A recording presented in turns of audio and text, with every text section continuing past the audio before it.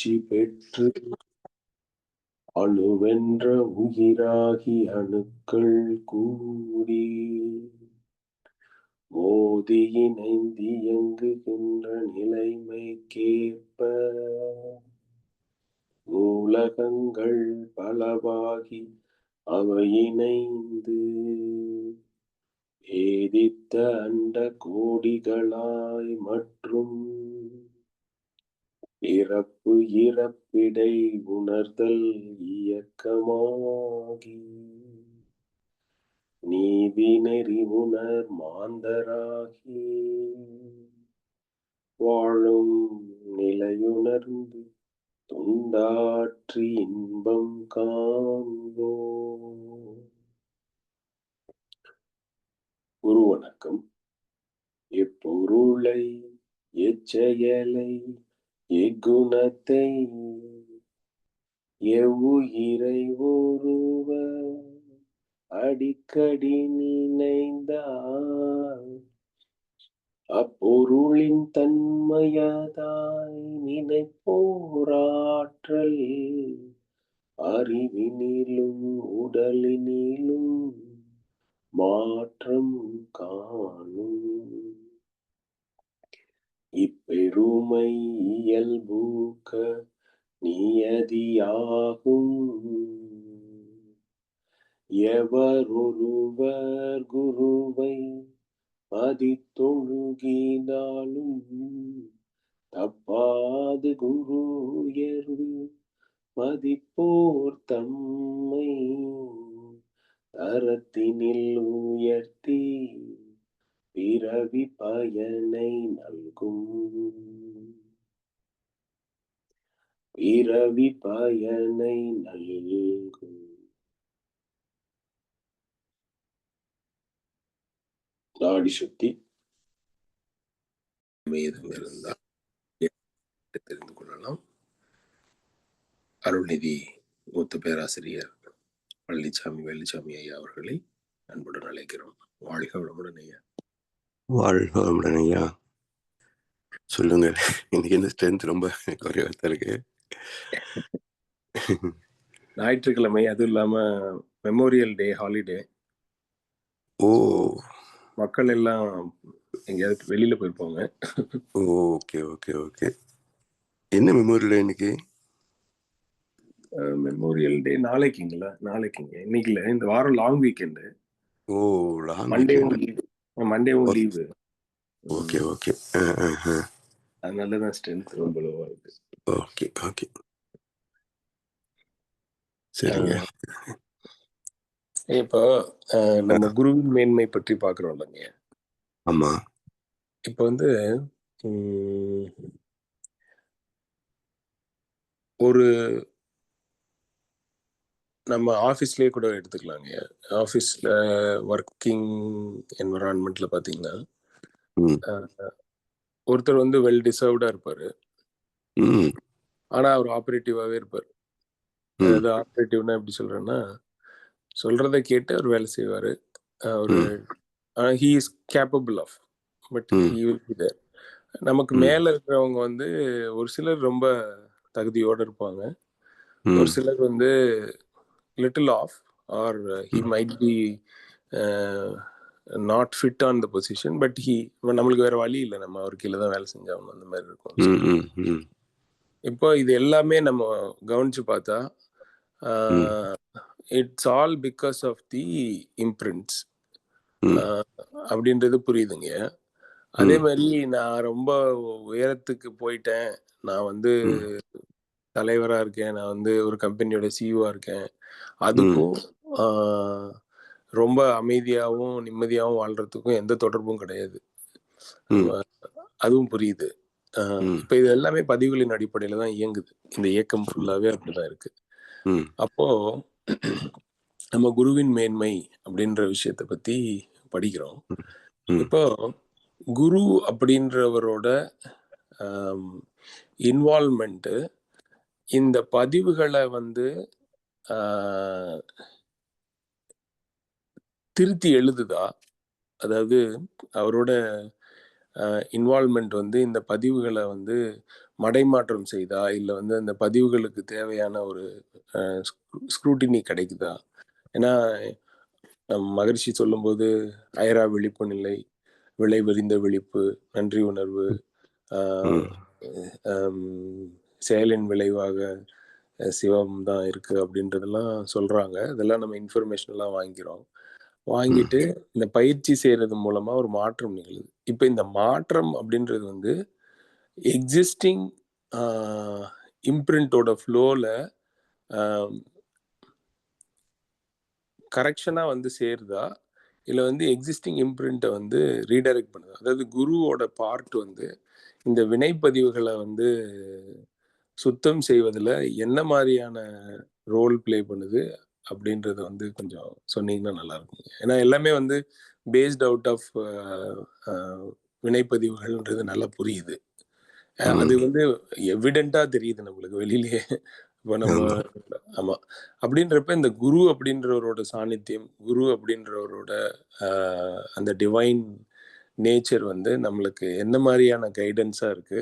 அந்த கைடன்ஸை நம்ம எப்படி அக்செப்ட் பண்ணிக்கிறோம்? ஏன்னா அது வந்து திருப்பி இம்ப்ரின்ட்ஸோட கனெக்டடா, இல்ல இவர் வந்து இம்ப்ரின்ட்ஸோட சேஞ்சை கிரியேட் பண்றாரா? அது எப்படி அப்படின்றது சொல்லுங்க. அதை பத்தி பேசினா கொஞ்சம் நல்லா இருக்கும்னு நினைக்கிறேங்க. நன்றிங்க ஐயா. அதாவது இம்ப்ரிண்ட்ஸ் வந்து ரொம்ப காம்ப்ளிகேட்டடான ஒரு சப்ஜெக்ட். அது பிஹேவியர், அப்புறம் சில காண்ப வினைகள் இப்படிலாம் வரும். இப்போ பிஹேவியர் வந்து இம்ப்ரிண்ட்டுடைய வெளிப்பாடு தான். ஒருத்தருடைய குணங்கள் வந்து வெளிப்பட இருக்கிறதும் இம்ப்ரிண்ட்டுடைய வெளிப்பாடு தான். ஆனால் அது வந்து இவர் இப்படித்தான் அப்படின்னு அட்ஜஸ்ட் பண்ணி போயிடுவாங்க. ஆனால் இந்த கண்ம வினைகள் அப்படின்றது தான் நமக்கு தாக்கத்தை ஏற்படுத்தக்கூடிய. அதாவது தொழில்துறையில், உறவுகளில், பொருளாதாரத்தில், ஒரு மன மகிழ்ச்சியில், இது எல்லாமே வந்து இம்ப்ரிண்ட்ஸ் தான் கொஞ்சம் வேலை செய்யும். இப்போ ஒரு பிரச்சனையில் எல்லாம் நல்லா தான் இருக்கும், ஆனால் மனசுக்குள்ள ஏதோ ஒன்று அரிச்சுக்கிட்டு இருக்கும். ஸோ வெளியில் வந்து எக்ஸ்டர்னலி அவருக்கு ஒரு பிரச்சனை இருக்காது. ஆனால் இன்டர்னலி வந்து ஏதோ ஒன்று மனசுக்குள்ள வந்து அரிச்சுக்கிட்டு இருக்கும். ஸோ இது என்ன அப்படின்னா, துன்பங்களை வந்து தீர்க்கிற வகை ஒன்று பொருள் நட்டம், பகை இப்படிலாம் ஏற்படுத்தும், அல்லது மனசுலேயே வருத்தத்தை ஏற்படுத்தி அதை நிவர்த்தி பண்ணிடும்.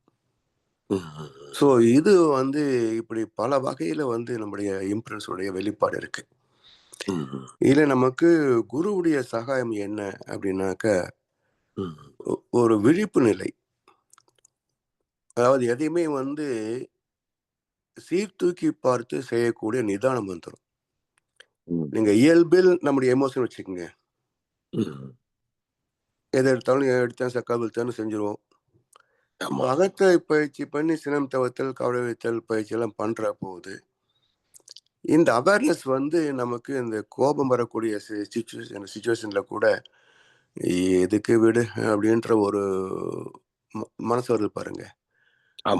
இது வந்து அகத்தாய்வும் தவமும் செய்தனுடைய பயன். ஆமாங்க, நிறைய விஷயத்துல ரொம்ப பிடிச்சிட்டு இருக்காம லெட் இட் கோ, சரி பரவாயில்ல, லெட் இட் கோ பாலிசி வந்துடும். அப்ப என்ன ஆகுதுன்னா, இந்த ஆணவம், கண்மம், மாயை, இதுதான் நம்ம எல்லா பிரச்சனைகளுக்கும் காரணம். ஃபர்ஸ்ட் இந்த வாழ்க்கை பற்றிய ஒரு தெளிவு வருகின்ற போது மாயை விலகி போயிடும். எதுலையுமே வந்து அவ்வளவு இது சாதிச்சாகணும், பண்ணி ஆகணுன்றதெல்லாம் நினைக்க மாட்டோம். கிடைச்சா சரி, இல்லைன்னா பரவாயில்ல பார்ப்பேன் என்ன. ஸோ இந்த மனநிலைக்கு வந்துடுறோம். அப்படி இல்லைன்னா இதை வந்து செஞ்சாலும் செஞ்சே ஆகணும், வாங்கணும் வாங்கி ஆகணும்னு இருப்போம். அதோட சைடு எஃபெக்ட், மற்றவுடைய மன வருத்தங்கள், இதெல்லாமே வந்து ஃபேமிலியில் ஆகட்டும், ஆஃபீஸில் ஆகட்டும், ஒரு விதமான கடும்பற்று தான் அது. ஆமா, ஒரு சுமூகமான உறவு இருக்காது. ஸோ லெட் இட் கோ அப்படின்றதுல வந்து அந்த இது வந்து பாதுகாக்கப்படுது. ஸோ மாயையில் வந்து நம்ம புதுசாக எதையும் நம்ம ஏற்படுத்திக்கிறது இல்லை. இப்போ கர்மம்ன்ற பழச சஞ்சித பிரார்த்த கர்ம வினைகள் ஸ்டாக். இது எல்லாமே சில முக்கியமான விஷயங்கள். ஏன்னா மேம்போக்கான சில இன்சிடென்ட்ஸ், இப்போ ஏதோ ஒரு நிகழ்வு நடக்கும், எதிர்பாராத ஒரு வாக்குவாதம், சண்டையெல்லாம் ஏற்படலாம். ஸோ அந்த இடத்துல வந்து கொஞ்சம் அவேர்னஸ் நிதானம் இருக்கிற போது அதை தவிர்த்துடுறோம். அதாவது 3 வகை குணங்கள் சொல்லுவாங்க, சத்வ, ரஜஸ், தமஸ் அப்படின்னு. இது எப்படின்னா, இப்போ உதாரணமா ஒரு பஸ்ல ஏறுறோம், கூட்ட நெரிசல்ல ஒருத்தர் காலை மிதிச்சிடும், அவரை பயங்கரமா கத்துறாரு. இப்ப சத்துவம் என்ன அப்படின்னா, அவர்கிட்ட மன்னிப்பு கேட்டுட்டு சரி அவருக்கு தெரிஞ்சது அவ்வளவுதான் அப்படின்னு சொல்லி பேச நகர்ந்து உள்ள போயிடுறோம். ரஜோ என்றது என்னன்னா, சாரி அப்படின்ட்டு உள்ள போயிடும், பட் மனசுக்குள்ள பெரிய இவன் நினைப்பு அப்படின்ட்டு இருக்கும்.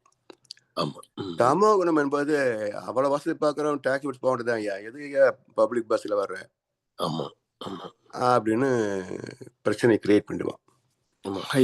ஒரே இன்சிடென்ட் தான், ஹைலி ரியாக்டிவ் ஸ்டேட், உடனே பதில் சொல்லி. இப்போ ஒரே இன்சிடென்ட் ஒண்ணுதான். இதை வந்து நம்ம மினிமம் 3 வகை ஹேண்டில் பண்றோம். ஒண்ணு வந்து நமக்கு மறந்துட்டு ஒரு சாரி சொல்லிட்டு மறந்துட்டு போயிட்டோம், நோ ப்ராப்ளம் ஃபர்தரா. இன்னொரு சாரி சொன்னால மனசுல சுமந்துட்டு இருக்கிறோம், ஆபீஸ் போனாலும் அந்த கொஞ்சம் எரிச்சல் இருக்கும். இன்னொருத்தன் he made a problem, வார்த்தை மூத்தி போய் ஆடுது, சண்டை, கோர்ட்டு, போலீஸ் கூட போகும். சின்ன சிச்சுவேஷன் தான். இதுல அவேர்னஸ் அப்படின்றதுதான் சத்துவ குணம். ஸோ நமக்கு வந்து எந்த அளவுக்கு வந்து பயிற்சியில ஒரு ஈடுபாடு வருவதற்கு குரு பக்தி தான் காரணம். என்ன அற்புதமான கருத்துல கொடுத்துருக்கிறாருப்பா அப்படின்னு நினைக்கிற போது அது ஈடுபாடு அதிகம். ரைட், ஓகே, எல்லாம் தெரிஞ்சதுதான், அவரு நமக்கு வந்து வழி சொல்லியிருக்கிறார் அப்படின்ற போது அவருடைய இன்டென்சிட்டி வேற. சொல்லுவாங்க எல்லாம் செஞ்சு பார்த்ததுன்னு தெரியும், இதோடைய இன்டென்சிட்டி வேற.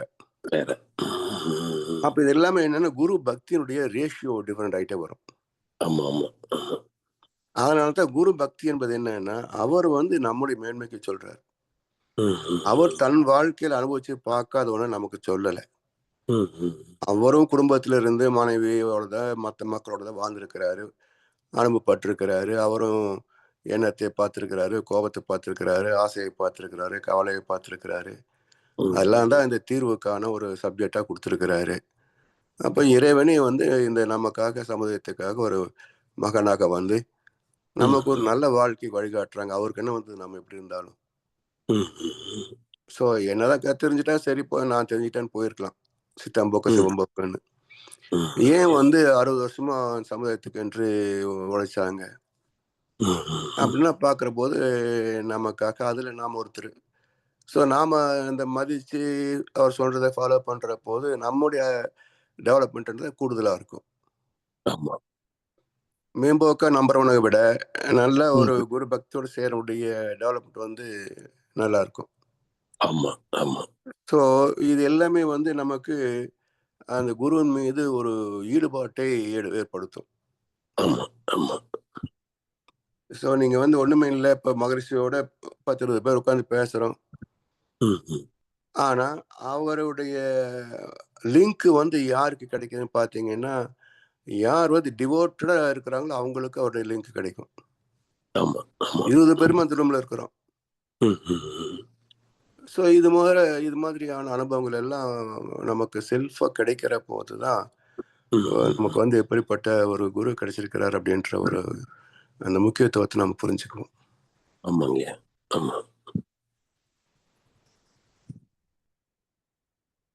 அதுதான் காரணங்க.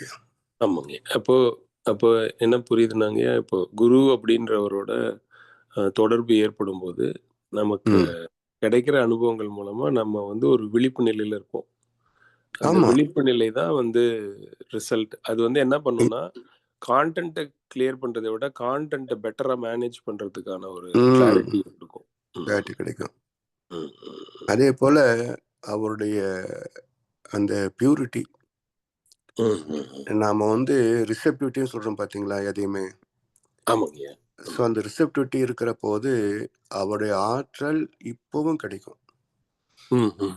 அவங்க இருந்தபோது அது என்ன சொல்லுவது ரெக்கக்னைசபிளா இருக்கும். சாமியுடைய பக்கத்துல போனோம், எப்படி இருந்தோம், இது நல்லா இருந்தது அப்படின்ற மாதிரி ஒரு எக்ஸ்பீரியன்ஸ் கிடைக்கும். ஆமா இப்போ ஒன்றும் இல்லை, நம்ம வந்து ஏதாவது ஒரு டவுட்டு கேள்வி கேட்கணுன்ட்டு இருப்போம். போயிட்டா இன்னைக்கு சந்திக்கிற போது அந்த கேள்விக்கான விளக்கம் வந்து தானாகவே வந்து விடும். அப்போ நம்ம எங்கேயோ நினைச்சோம், அது வந்து குரு மூலமா நமக்கு அந்த ஆன்சர் கிடைக்குதுங்கும் போது நமக்கு ஒரு லிங்க் இருக்கு அப்படின்ற ஒரு நிறைவா இருக்கும். ஸோ அது மாதிரி வந்து நமக்கு குரு என்பவர் வந்து காந்த ஆற்றலாக இருப்பதனால அவங்களுடைய உடம்பு என்பது ஒரு கருத்து கிடையாது. இருந்தால் இருந்தபோது ஒரு பெனிஃபிட் இருந்தது, ஏன்னா ஏதாவது டவுட்னா கேட்டு தெரிஞ்சுக்குவோம். இப்போ வந்து நமக்கு உணர்த்தி காட்டும், பட் வந்து அது உண்மையா பொய்யான்னு கன்ஃபார்ம் பண்றதுக்கு நம்மளால சொல்ல முடியறதில்லை. இப்போ அவங்க இருந்தாங்க அப்படின்னா, சாமிஜி இப்படி ஒரு இது இருக்கு சரியா அப்படின்னா, அவங்க சரி இல்லை அப்படின்றத வந்து சொல்லுவாங்க, ஒரு கன்ஃபர்மேஷன் கிடைக்கும். ஸோ அது மாதிரி இது வந்து நாமளே யோசிச்சு அப்படியே இதுதான் அப்படின்னு சொல்லி வரணும். ஸோ அது மாதிரியான ஒரு நேரடி கன்ஃபர்மேஷன் கிடைக்கிறது மட்டும்தான் அந்த உடல் இல்லாததுனால ஒரு பெரிய நட்டமே தவிர, மற்றபடி நமக்கு வேண்டிய விஷயங்கள் வந்து வந்துகிட்டு இருக்கும். சரிங்க, நல்லதுங்க. இப்போ இந்த விழிப்பு நிலை, குருவின் தொடர்பு, அவர் கொடுத்த சிந்தனைகள் மூலமா நம்மளை வழி நடத்துகிறது, இதெல்லாம் சரி. இப்போ தீட்சைன்னு ஒன்று கொடுக்குறாங்கல்லங்க குரு மூலமா. ஆமா, இந்த தீட்சை முறை அந்த இடத்துல என்ன மாதிரியான உயிர் கலப்பு, அது என்ன மாதிரியான திருப்பு முனையை ஏற்படுத்துது, அதை பத்தி கொஞ்சம் சொல்லுங்க. தீட்சை என்பது குரு உயிரின் சேர்க்கை தானே. இப்போ நம்ம ஆக்சுவலா தீட்சை கொடுக்கும்போது பிரபஞ்ச காலத்துல மனசை வச்சு கொடுக்கணும் தான் சொல்லுவாங்க. ஸோ கொஞ்சம் அதுக்கு பயிற்சி பண்ணணும். நம்ம ஆசிரியர் பயிற்சி எடுத்த உடனே தீட்சை கொடுக்கலான்னு சொல்லுவாங்க, அப்படி பண்ணி இருக்கிறோம். பட் இருந்தாலும் கரெக்ட் சரியான வழி வகை எது அப்படின்னா, நம்ம கொஞ்சம் துரியோதாவத்திலெல்லாம் தேர்ச்சி பெற்றணும். தேர்ச்சி பெற்று அந்த சக்தி காலத்தில் நிற்கக்கூடிய அளவுக்கு என்ன பொசிஷன் பண்ணணும் அதெல்லாம் பண்ணிக்கிட்டு கண்ணை மூடணும்னா சக்தி காலத்தில் அட்லீஸ்ட் ஃபியூ செகண்ட்ஸ் ஆகுது நிற்கணும், அது தீட்சை கொடுக்குற வரைக்குமாவது. அப்படி இருந்ததுன்னா நமக்கு வந்து தீட்சை நல்லா இருக்கும்.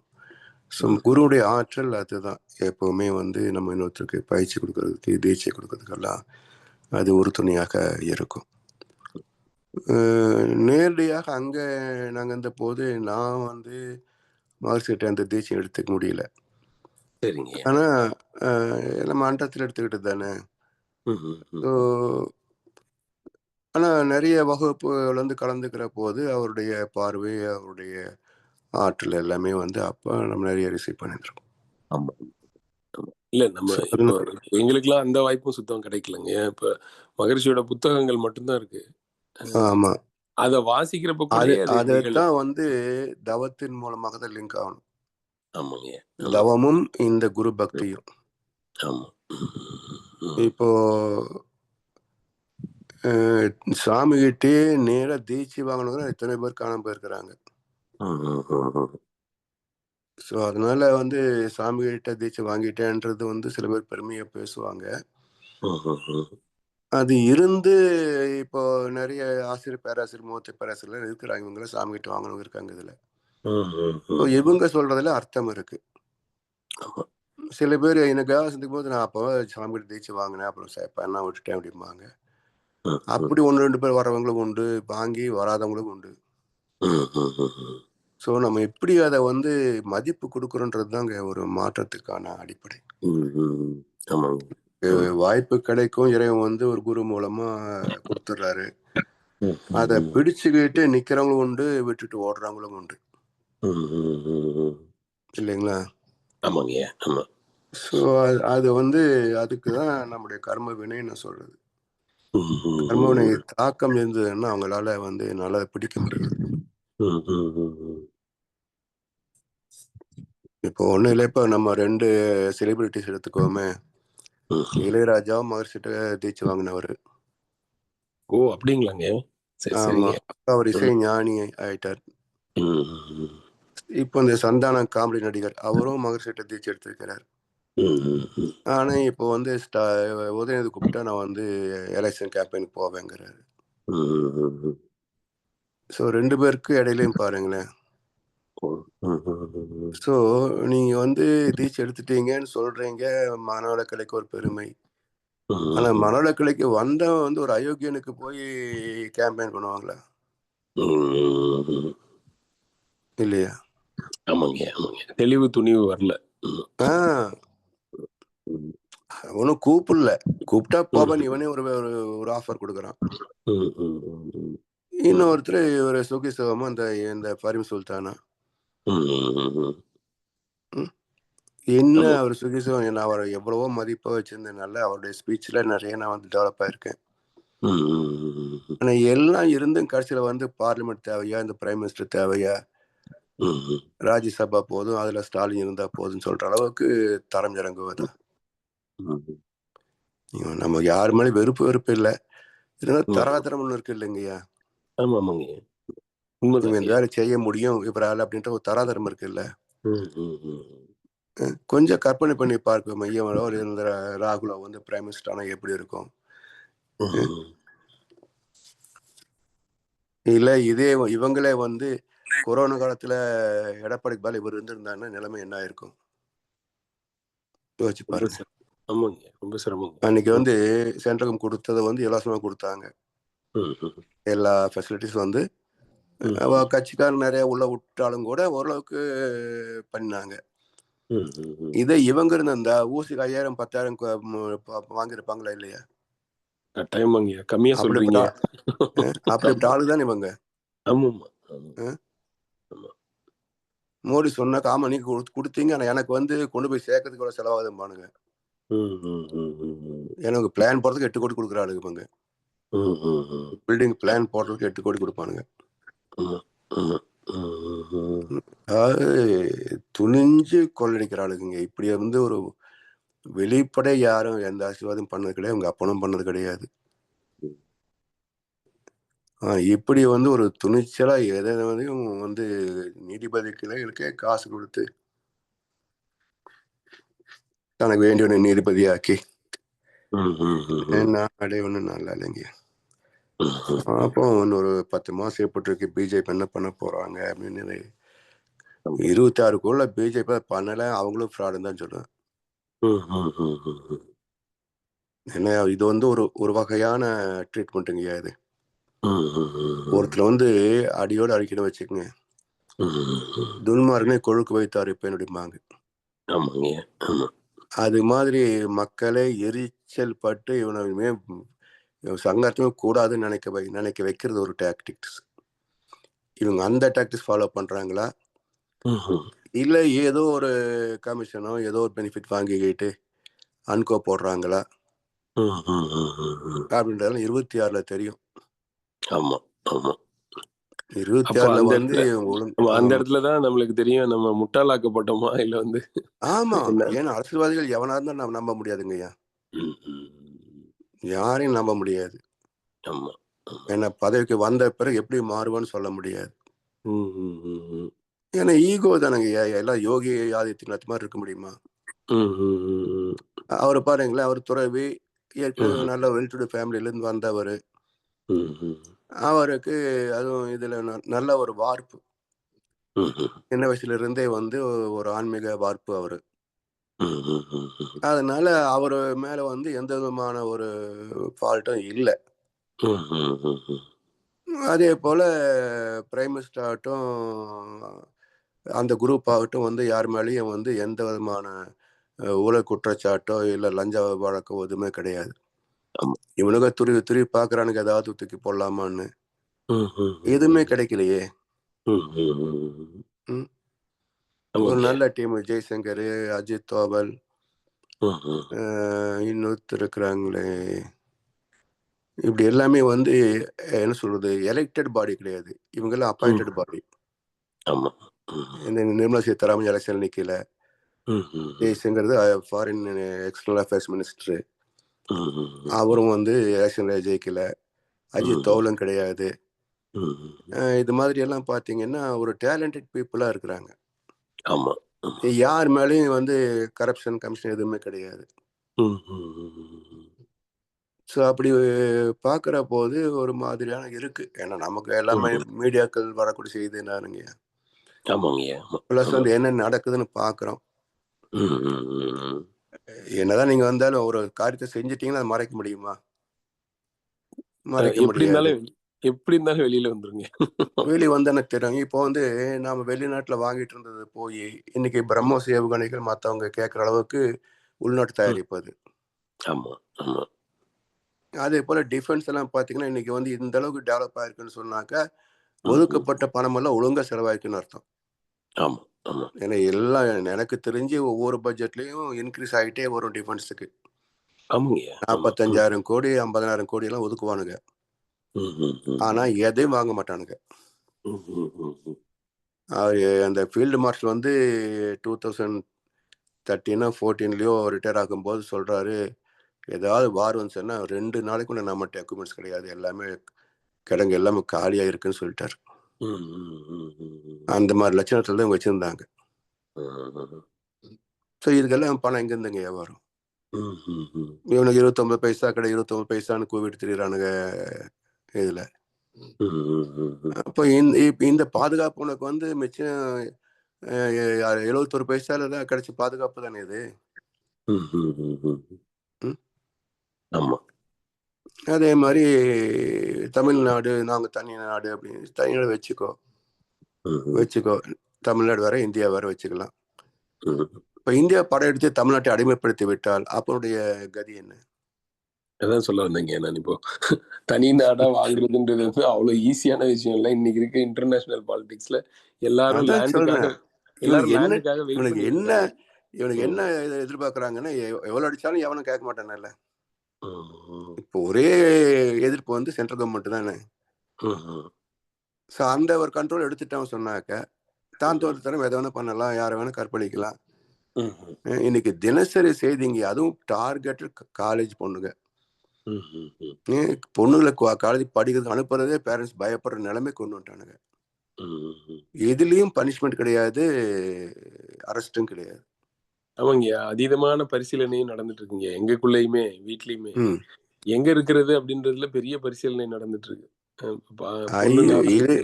ஐயா மறுபடியும் வந்துட்டான் வச்சுக்கோங்க ஐயா, நானே வந்து யூபிக்கு தான் போய் செட்டில் ஆயிடுவேன். ஒருவேளை எனக்கு வந்து இந்தியாவுக்கு நிலைமை வந்து இவங்களே மறுபடியும் வந்துட்டாங்க 26 அப்படின்னாக்க நான் நிச்சயமா வீட்டை வித்துட்டு யூபியில போய் செட்டில் ஆயிடுவேன்.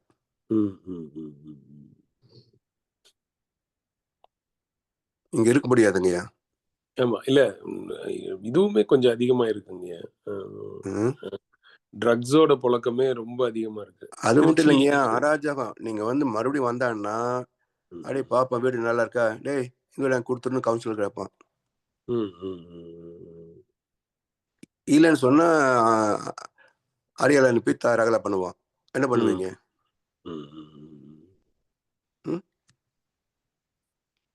இப்போ பெரிய பெரிய ப்ராப்பர்ட்டி இப்படித்தானே மாறிட்டு இருக்குது.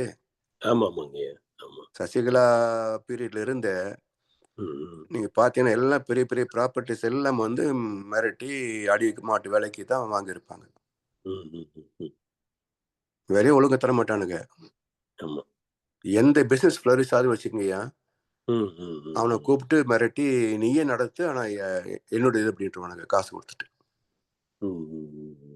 எத்தனை பிசினஸ் அது மாதிரி இருக்குங்கய்யா. பிராண்ட் வந்து அப்படியே தான் இருக்கும். அதே அட்மினிஸ்ட்ரேஷன்ல தான் இருக்கும். ஆனா ப்ராப்பர்ட்டி ஓனர் மட்டும் இவனா இருப்பான்.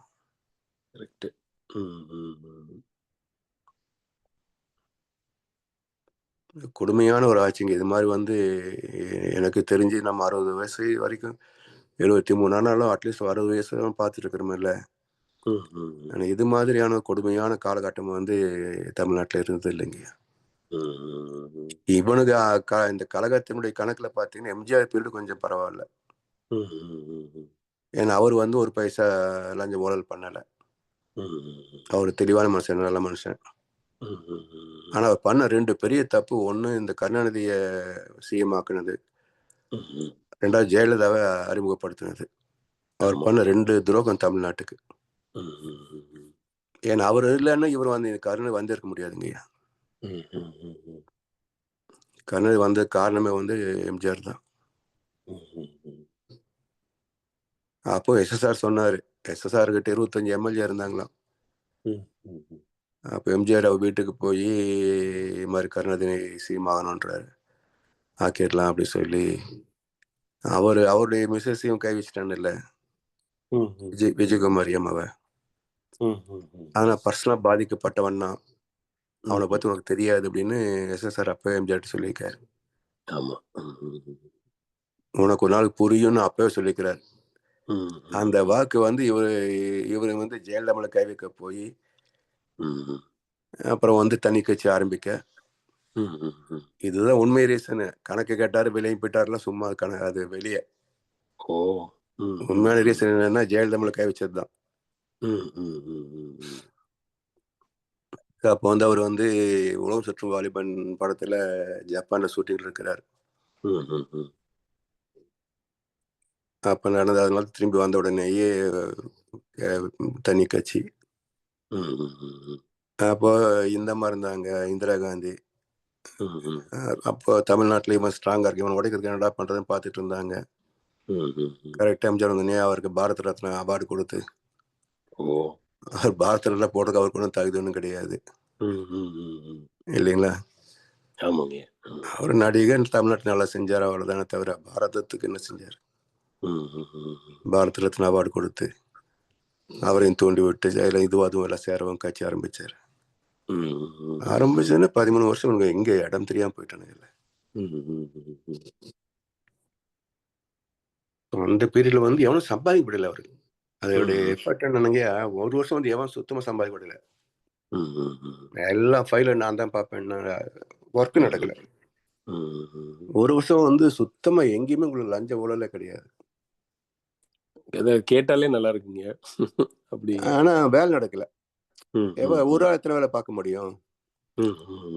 அதனால அப்புறம் பார்த்தாரு, இது முடியாதுன்னு சொல்லி, அது இல்லாம இவன் நிற்க மாட்டாங்க, லஞ்சம் கொடுக்கலன்னு இவன் அந்த கட்சிக்கு போயிடுவானுங்க. அதனால சரி அப்படின்னு சொல்லி அவனுக்கு அவன் டிபார்ட்மெண்ட் அவனுடைய பவர்லேயே கொடுத்துட்டு லஞ்சம் வாங்குறது அலோவ் பண்ணாரு. ஆனா அதிகமா வாங்கினா கூப்பிட்டு அடிச்சிருவாரு, விட மாட்டார், ஆளை மாத்தி பண்ணிடுவார். ஸோ யாராவது இது மாதிரி ஒரு எம்பி எம்எல்ஏ வந்து ஐயா இது மாதிரி ப்ராப்பர்ட்டி கேட்குறான், நம்ம இதுலேயே வந்து கோயம்புத்தூர்ல சாந்தி தேட்டர்ஸ் கோவிசிலின்னு வந்து அப்போ எம்எல்ஏ அவர் நிறைய படம் எடுப்பேன். படம் போகிற இந்த தேட்டரில் ரிலீஸ் ஆகும், எல்லாமே 100 நாள் ஓடின படங்கள். அவனுக்கு இந்த தேட்டர் நான் வாங்கிட்டேன் என்னன்னு தோணுச்சு. போய் இது மாதிரி நான் என்ன வேலை கொடு, நம்ம எனக்கு கொடுத்துருன்னு சொல்லி நான் எம்ஜிஆர்ட்ட போய் இது மாதிரி என் தேட்டர் வேலை கேட்குறாரு இவர் அப்படின்னு கூப்பிட்டுன்னு, அவ்வளோ காசு ஏறி போச்சு அப்படின்னு சொல்லி கூப்பிட்டு மிரட்டி, அது மாதிரி ஒரு கண்ட்ரோல் இருந்தது. ஆனால் ஜெயலலிதா பீரியட்ல அது கண்ட்ரோல்ல இல்லை. அந்த அம்மாவுக்கு என்ன தனிநபர் நல்லது பண்ணி 4 பேர் வாங்கியிருக்கலாம். அந்த அம்மா வந்து தேவையில்லாம இந்த அம்மாவுக்கு அடிமையாகி இந்த அம்மா அந்த அம்மா பேர்ல சொத்து சேர்க்க, அந்த அம்மாவும் கொஞ்சம் பக்கத்துல விளையாட என்ன ஒரு ஆச்சு. அது ஒரு நிர்வாகம் நான் சொல்ல மாட்டேங்க, அந்த அம்மா பேரோட ஒரு நிர்வாகம் சொல்ல மாட்டேன். ஏன்னா ஒரு கட்டுக்கோப்புன்னு, என்ன கட்டுக்கோப்பு, காசு வாங்க அளவு பண்றேன், அது கட்டுக்கோப்பு தானே. ஒருத்தர் வெளியே போட்டேன்னா நீ காசு வாங்க முடியாது. இந்த பயத்துல ஒருத்தனை வந்து வச்சிருக்கிறது வந்து கட்டுக்கோப்பு சொல்ல முடியுமா? கட்டுக்கோப்புன்னா நீ நியாயமா இருந்து அவன் வெளியே போக முடியாம இருந்தா அதுதான் கட்டுக்கோப்புன்னு அர்த்தம். இவனுக்கு கட்சி நடத்துற கட்டுக்கோப்பு எல்லாம் வந்து ஊழல் பண்றதுக்கு இடம் கொடுக்குற, காப்பாத்துற, அதானே கட்டுக்கோப்பு. ஊழல் பண்ண விடாம இருப்பா, அப்போ எத்தனை பேர் உங்ககிட்ட நிற்பாங்க பார்க்கலாம். ஸோ அப்படி அந்த அம்மாவுடைய கட்டுக்கோப்பு அப்படி இருந்ததுங்க. பெரிய நிர்வாகத்திறமெல்லாம் ஒன்றும் கிடையாது. ஆனா கொஞ்சம் ஒரு கத்து இருந்தது, அட்லீஸ்ட் பேசுறதுக்காவது. இப்போ இந்த அரசியல்வாதிகள், ஆமாங்க, இப்போ இந்த அரசியல்வாதிகள்லாம் பார்த்தா இப்பதான் வந்து இப்போ ஐயா சொல்ற வார்த்தை நல்லா புரியுது. என்ன அப்படின்னா இந்த கர்ம வினை, அப்புறம் வந்து இந்த மூத்தோர் புண்ணிய பதிவுகள், இது எல்லாத்தையும் வச்சுதான் இவங்க இந்த இல்லைங்க, மாதிரியான அது எப்படி தெரியுங்களா, பதவிக்கு வந்த வரைக்கும் தான் கர்ம வினை வேலை செஞ்சதுங்கய்யா. சரி சரிங்க. அதன் பிறகு இவங்க வாங்கின கோடிகள் எல்லாமே பாவ கணக்கு. ஆமா ஆமாங்க, பாவக்கணக்கு. ஆனா வந்து சேர்ந்துகிட்டே இருந்ததுக்கு காரணம் வந்து இருக்கு இல்லையா, இதெல்லாம் எப்போ ம், அடிக்கும் தெரியுங்களா? ம், ம், ம், ஒன்றும் இல்லை, இன்னொரு எக்ஸாம்பிள் சொல்கிறேன் பாருங்கய்யா. ம், ம், நம்மளோட சரித்திரத்தையே தப்பான சரித்திரத்தை கொடுத்து தன்னை பெரிய யோகியனா மாற்றிக்கிட்டவங்க காந்தியும் நேருவும். ம், ம், ம், ம், ம், ம். இன்னைக்கு வரைக்கும் காந்தி எப்போ எனக்கு தெரிய ஆரம்பிச்சதுன்னா, இவங்க வந்த பிறகு சில நியூஸ்கள் வெளியே வந்துச்சு. ம், ம், ம், ம், வரும்போது நான் அதை யோசிச்சு பார்க்குறேன். ம், ம், ஆமாம், கரெக்டு தானே. இவர் குஜராத் இருந்தபோது டிகிரி படித்தார். அப்புறம் அங்கேருந்து முடிச்ச உடனே நேராக லண்டன் போய் பாரட்டில் ப்ராக்டிஸ் பண்ணிட்டு இருந்தார். அப்போ 10 வருஷம் அங்கே இருந்தார். அப்புறம் சவுத் ஆஃப்ரிக்கா போய் 26 வருஷம் அங்கே அட்வொகேட்டாக பாரட்டில் ப்ராக்டிஸ் பண்ணுறாரு. ம். அப்போ கருப்புன்னு சொல்லி ட்ரெயினுக்கு கீழே தள்ளி விட்டாங்க அப்படின்னா அது லண்டன்ல நடந்திருக்கணும் ம், ம், ம். இல்லைங்களா? ஆமாங்க, ஆமா. ம், ம், லண்டன்ல 10 வருஷம் இருக்கும்போது நடக்காதது எப்படி சவுத் ஆப்பிரிக்காவில் நடக்கும் ம், ம், ம், ம். அப்படின்னு பார்க்குற போது தான் இடிக்குது. சரி, பிறகு அவருடைய இது பார்க்கும்போது முஸ்லீம்லேயே ஃபேவர் பண்ணி பேசியிருக்கிறாரு. கோட்ஸே வந்து அவர் கொண்டதுக்கு காரணமே அதுதான். ம், ம், ம். கோட்ஸே வந்து அவருடைய ஸ்பீச் 3 மணி நேரம் ஸ்பீச் போட்டாங்க ஐயா 2014. சரி சரிங்க. அவன் கோர்ட்டில் வந்து 3 மணி நேரம் பேசியிருக்கிறான் ஏன் கொன்னேன் அப்படின்றதுக்கு. ம், ம், அது மட்டும் இல்லை, அதில் இன்னொரு கான்ட்ரவர்சி இருக்குது. அவன் எத்தனை குண்டு சுட்டான், எத்தனை குண்டு உடம்புல இருந்தது அப்படின்னு ஒரு கான்ட்ரவர்சி இருக்கு. ம், ம், ம், ம். ஸோ இதெல்லாம் பார்த்தீங்கன்னா எங்கேயோ ஒரு மறைமுகமான ஒரு இருக்கு ம், ம், ஆச்சுங்களா. இதுக்கு ம், என்ன நீங்க இது இருக்குமோ அப்படின்றதுக்கு என்ன ப்ரூஃப் அப்படின்னு பார்த்தீங்கன்னா, இந்திரா காந்திக்கு 24 புல்லட்டு, ம், ம், ம். Sanjay Gandhi helicopter, Rajiv Gandhi human bomb. ம், ம், ம். காரணம், யாருக்கு குண்டு போட்டீங்க? ம், ம், ம், ம். அஹ்? ம், ம். அப்ப கோட்ஸே சுட்டதுல ஒருவேளை தப்பிச்சிருப்பாரு என்னவோ. நீங்க தப்பிக்க முடியாது எப்படி பண்ணதுனால தானே இது வந்துச்சு. ஆமா ஆமா. இப்போ யோசிச்சு பாருங்க. ம், ம், ம். அதே போல் நான் வந்து நார்த் இந்தியாவில் ஒரு பிரான்ச் ஆடிட்டிங் போயிருந்த போது கிட்டத்தட்ட சைனா பார்டர் பித்ரோகாட்னு ஒரு பிளேஸ். ம், ம், ம். அந்த சைனா பார்டரில் வந்து ஏஜிஎம் பிரான்ச் அது. ம், ம். அந்த ஏஜிஎம் வந்து மிலிட்ரியில் ஹையர் சர்வீஸில் இருந்தவர்.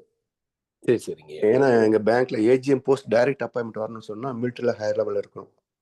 ஓ. இதெல்லாம் கிளர்க் போஸ்ட் வாட்ச்மேன் போஸ்ட் தான் கொடுப்பாங்க. ம், ம், ம். சோல்ஜர்ஸ் எல்லாம் வாட்ச்மேன் போஸ்ட் கொடுப்பாங்க. ம், ம். வேற ஏதாவது சர்வீஸ் போஸ்ட் இருந்தாங்கன்னா கிளரிக்கல் போஸ்ட் இல்லை ஆஃபீஸர் போஸ்ட் கொடுப்பாங்க. ம், ம். டைரக்டா ஏஜிஎம் அப்படின்னா அங்க வந்து ஹையர் லெவல்ல இருந்திருக்கணும்.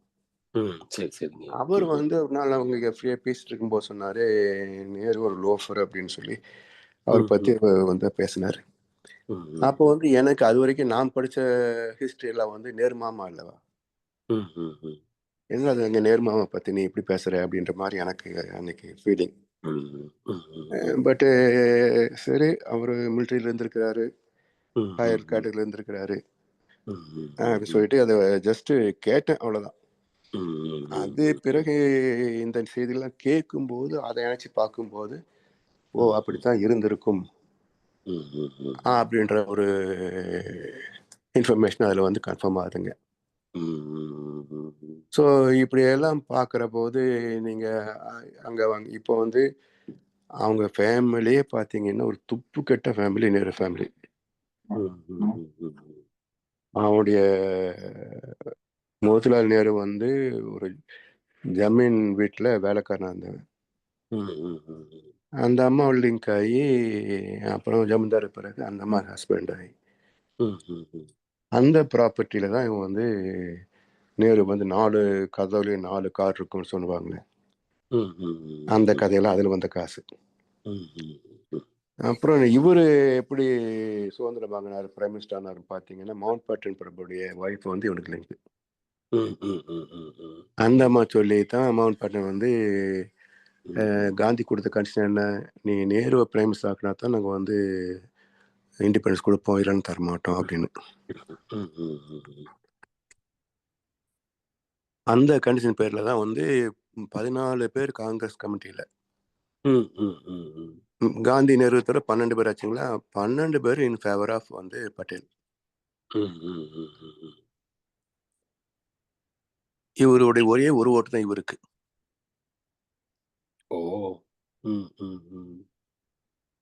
அப்போ காங்கிரஸ் கமிட்டியை கன்வின்ஸ் பண்ணி காந்தி தான் வந்து நேரு வந்து சரி ஓகே பிரைம் மினிஸ்டர் ஆகட்டும்னு சொல்லி பண்ணது. சர்தார் வல்லபாய் பட்டேலுக்கு தான் வந்து, ஆமா, அவரு தானே வந்து இருந்து சமஸ்தானம் ஒன்னா இணைச்சு இந்தியா ஒன்னாக்குனவரு. ஆமா ஆமாங்க. ஆமா, ஒவ்வொரு ராஜாவையும் போய் அவங்க கிட்ட அவங்கள கண்ட்ரோல் பண்ணி அவங்க எல்லாத்தையும் இந்திய சமஸ்தானம் சொல்லி. அது மட்டும் இல்ல, இவருடைய கசின் பிரதர்ஸ் மாதிரி 2 பேருங்க. ஒருத்தனை இவன் இங்க பிரைம் மினிஸ்டர் ஆகணும்னு, இன்னொருத்தர் பாகிஸ்தான் பிரைம் மினிஸ்டர் ஆக்கிறதுக்காக தான் பாகிஸ்தான் 2ஆ பிரிக்கணும் அப்ப பிரிச்சது. இன்னொருத்தர் என்ன பண்றது பார்த்தாரு, காஷ்மீர்ல அவனை, இவங்க பூர்வீகம் காஷ்மீர் தான், காஷ்மீர் முஸ்லிம்ஸ் இவங்க எல்லாம். நேரு வந்து காஷ்மீர் முஸ்லிம். அப்ப அங்க ஒருத்தனை ரிசர்வ் பண்ணி அவனை பிரைம் மினிஸ்டர் ரேஞ்சு கொடுக்கணுமே, ஆனா இந்தியாவுக்குள்ள இருக்குது. என்ன பண்ணாங்க, சிறப்பு அந்தஸ்து 370 போடு போட்டு அவன் இண்டிபெண்டா ஆண்டுக்கெல்லாம் யாரும் அவனை வந்து கேள்வி கேட்க முடியாது. பட் ஃபண்டிங் மட்டும் ஸ்பெஷல் ஃபண்டிங் கொடுக்கலாம் சொல்லி இங்கிருந்து கோடிக்கணக்கான பணம் கொடுத்து இருந்திருக்கிறாங்க 70 இயர்ஸ் தான். நம்ம வரி பணத்தை வாங்கி அங்க செலவு பண்ணி இது ஒண்ணு ஆச்சுங்களா. நீங்க வந்து கிறிஸ்டின் முஸ்லீம் வந்து ஸ்கூல் வச்சு நடத்தலாம், முஸ்லீம் வந்து குரான் கத்துக் கொடுக்க ஸ்கூல் வச்சுக்கலாம். ஆனா இந்துக்கள் வந்து அது மாதிரி வச்சுக்க கூடாது. எங்கங்க இந்தியால சொல்றீங்களா? ஆமா. அப்படி நீங்க வந்து மத கருத்துக்களை வந்து எங்க பேசக்கூடாது. அது எங்க அப்படி ஒரு ரூல்? அதுதான் அடிக்கிறதுக்கு. இப்போ அது மட்டும் இல்லைங்கய்யா, எப்படி அதை ஜஸ்டிஃபை பண்ணிருப்பாங்கன்னு யோசிக்கிறாங்க. ஏன்னா நிறைய பேர் இங்க இந்துஸ் தான் இருக்கும் இந்தியால. அதை எப்படி ஜஸ்டிஃபை பண்ணிருப்பாங்கன்னு யோசிக்கிறேன். ஏன்னா இவன் முஸ்லீம் ஆச்சே பிரைம் மினிஸ்டர். இவனுக்கு வந்து என்னன்னா, இவங்களுடைய பேசிக் கான்செப்டை எங்க போனாலும் தன் இனத்தை பெருக்கணும். ஆமா ஆமா, அதை நீங்க மறுக்கவே முடியாது. எங்க பார்த்தாலும் நான் எங்க போனாலும் என்னுடைய இனம் தான் பெருக்கணும். ஆனா 4 பொண்டாட்டி கட்டிக்கலாம், 40 குழந்தை பெற்றுக்கலாம். இந்த ரூல் வந்து சைனாக்காரன் ப்ரொஹிபிட் பண்ணும்போது இவன் ஏன் ப்ரொஹிபிட் பண்ணல? சைனாக்காரன் இருந்துக்கோ, அவனுடைய ரிலிஜியன், பட் இது நாடு, நான் சொல்றதை நீ கேட்கணும், இல்ல நீ அங்க போ அப்படின்றான். அப்ப அங்க இருக்க முஸ்லிம் மட்டும் ஒரு குழந்தை பெற்றுக்கிட்டா நீ மட்டும் எப்படி இங்க 4 பொண்டாட்டி வச்சுக்கிறதுக்கும் 40 குழந்தை பெற்றுக்க அலோ பண்ணீங்க? இவரும் தானே முத்தலாக் நிக்கினாரு இல்லைங்களா? அது மட்டும் இல்ல, நீங்க இந்த லவ் ஜிஹாத்னு கேள்விப்பட்டிருக்கீங்களா? ஜிஹாத் அதாங்க இந்த லவ் ஜிஹாத்னு பேரு. சரிங்க. புனித அவனும் 2 பேரும் என்ன பண்ணுவாங்கன்னு சொன்னா, இந்து பொண்ணுங்களா பார்த்து லவ் பண்ணுவானுங்க. லவ் பண்ணினா இவங்க வந்து ஒன்னா கிறிஸ்டியனா மாறணும், இல்ல நீ இஸ்லாமியனா மாறணும். சரி. இப்போ இந்த இந்து பையனோ பொண்ணுக்கோ வந்து ரிலிஜன் இம்பார்ட்டன்ட் கிடையாது, இவனுக்கு லவ் தான் இம்பார்ட்டன்ட். ஆமா, அந்த பார்ட் பாத்தீங்கன்னா அவனுக்கு ரிலிஜன் தான் இம்பார்ட்டன்ட். நீங்க வந்தா தான் நான் கல்யாணம் பண்ணிப்பேன். சரி, இன்னொன்னு யோசிக்காத பாருங்க, என்னைக்காவது முஸ்லீம் கிறிஸ்டின் வந்து லவ் பண்ணிருக்காங்களா பாருங்க. Very rare. ஆமாங்க. ஏன் பண்ணல? 2 பேரும் துரத்தி இந்து பொண்ணுகளே லவ் பண்ணீங்களே, ஏன் வந்து ஒரு கிறிஸ்டின் பொண்ணு முஸ்லீம் பொண்ணு கிறிஸ்டின் லவ் பண்ணல? அப்போ வெறும் 5% இருந்தது 1947. வெறும் 5% இந்த முஸ்லிம்ஸ், இன்னைக்கு எவ்வளவு பர்சன்டேஜுங்க?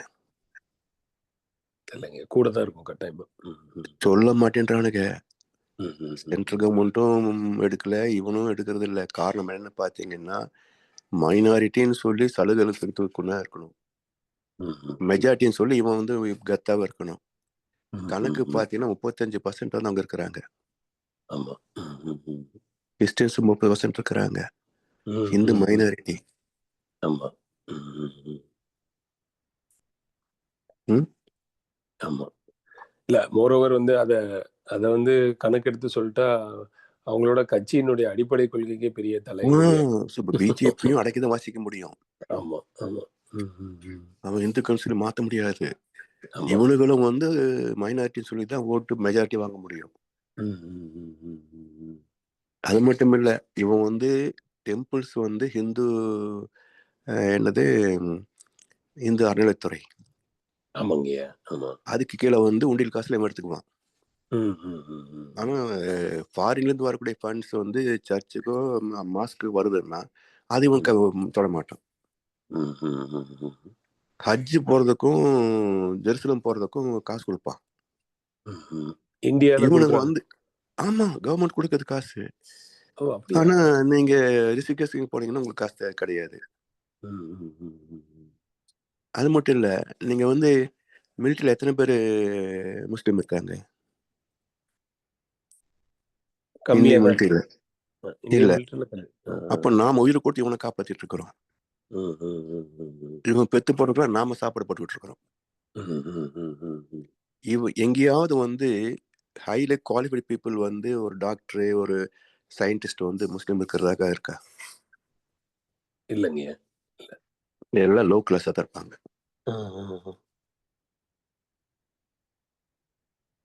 ஸோ இப்படி வந்து he's a nuisance to the world. Burden, ஒரு சுமை, மற்றவங்க உழைக்கிற உழைப்புகள்ல ஒரு சுமை. காரணம் என்ன அப்படின்னா, அவரே வந்து மூலவரே வந்து வன்முறையாளர். ஏன்னா அல்லாஹ் அக்பர், ஓகே ரைட் தான், தப்பு இல்லை. ஆனா யாரும் வந்து உருவமைச்சு கும்பிடக்கூடாதுன்னு உடைக்கிறதுக்கு நீங்க யாரு? நீங்க ஒரு பிளாஸ் கொண்டு வர்றீங்க, இன்னொருத்தர் ஒரு பிளாஸ் வச்சிருக்கிறான், அவன் அவனுடைய யுத்தத்தை இருந்துட்டு போகட்டும். நீ கும்பிடக்கூடாதுன்னு போய் உடைக்கிறதுக்கு என்ன ரேட் இருக்கு? அது மட்டும் இல்ல, காசியில நான் பாத்துக்கங்க ஐயா, எது இல்லைங்க, காசி இல்லைங்களாங்க, காசியில ஒரு இந்து டெம்பிள் 3 பக்கம் உடைச்சு மசூதி ஆக்கிட்டு ஒரு பக்கம் மட்டும் செவர விட்டுருப்பான். இன்னைக்கு வரைக்கும் அது ஒண்ணும் பண்ண முடியல. இது ஒரு அவமான சின்னம். நாங்க உங்க கோயிலை உடைச்சு மசூதி கட்டிட்டோம்னு காட்டுறது தானே. அதுக்கு 24 hours செக்யூரிட்டி, காலங்காலமா செக்யூரிட்டி. அதுக்கு யார் பணத்துல செக்யூரிட்டி? அதுக்கு நம்ம வரி பணத்துல. அங்க வந்து சும்மா உட்கார்றதுக்கு ஷிஃப்ட் போட்டுட்டு போலீஸ்காரன் வச்சுட்டு உட்காந்துருக்கேன். அதான் பார்த்தங்க நேரா காசியில நான் 45 days இருந்தேன். அந்த கோயிலை பார்த்த போது நீ முழுசும் உடச்சு கட்டிட்டு போயிருந்துக்கலாம் இல்லையா? அப்ப இந்து வெறுப்பத்துன்றதுக்காக அந்த ஒரு சோறு மிச்சம் வச்சிருக்கிறேன். அதே மாதிரி நீ காஷ்மீர் புடிச்சுக்கிட்ட, நீ அதை பாகிஸ்தான் சொல்லிட்டு போ. அது என்ன பாகிஸ்தான் ஆக்குபைடு காஷ்மீர்ன்றது? அப்படின்னா இந்தியாவிட நான் வந்து பலம் சார்ந்தவன், இந்தியாவிட்ட நான் புடுங்கிட்டேன்ற ஐடென்டிஃபிகேஷன் வச்சிருக்கேன் பிஓகேன்னு. இதெல்லாம் யோசிக்கிறது கிடையாது மக்கள். இல்ல இதுல இப்ப இதுல இருந்து என்ன எவிடென்டா தெரியுதுன்னா, இது இந்த மாதிரி ஒரு உலக அரசியலை பார்த்தா தமிழ்நாட்டுல இருக்கிறவங்களுக்கு ரொம்ப எவிடென்டா ஈஸியா புரியணும். உனக்கு இப்போ ஒரு ஆள் இருக்கிறாங்க, நீ வந்து அவங்க கிட்ட நீ எனக்கு வேணாம், நான் தனியா இருக்கணும்னு நீ ஒரு ஆள்கிட்ட வந்து நீ பேசிட்டு இருக்கலாம். ஒன்ஸ் நீ தனியா ஆயிட்டேன்னா எப்படி நீ சூழ்ந்து அழுத்தப்படுவோன்னு உனக்கே தெரியாது. எல்லாரும் வெயிட் பண்ணிட்டு இருக்காங்க, எப்படா.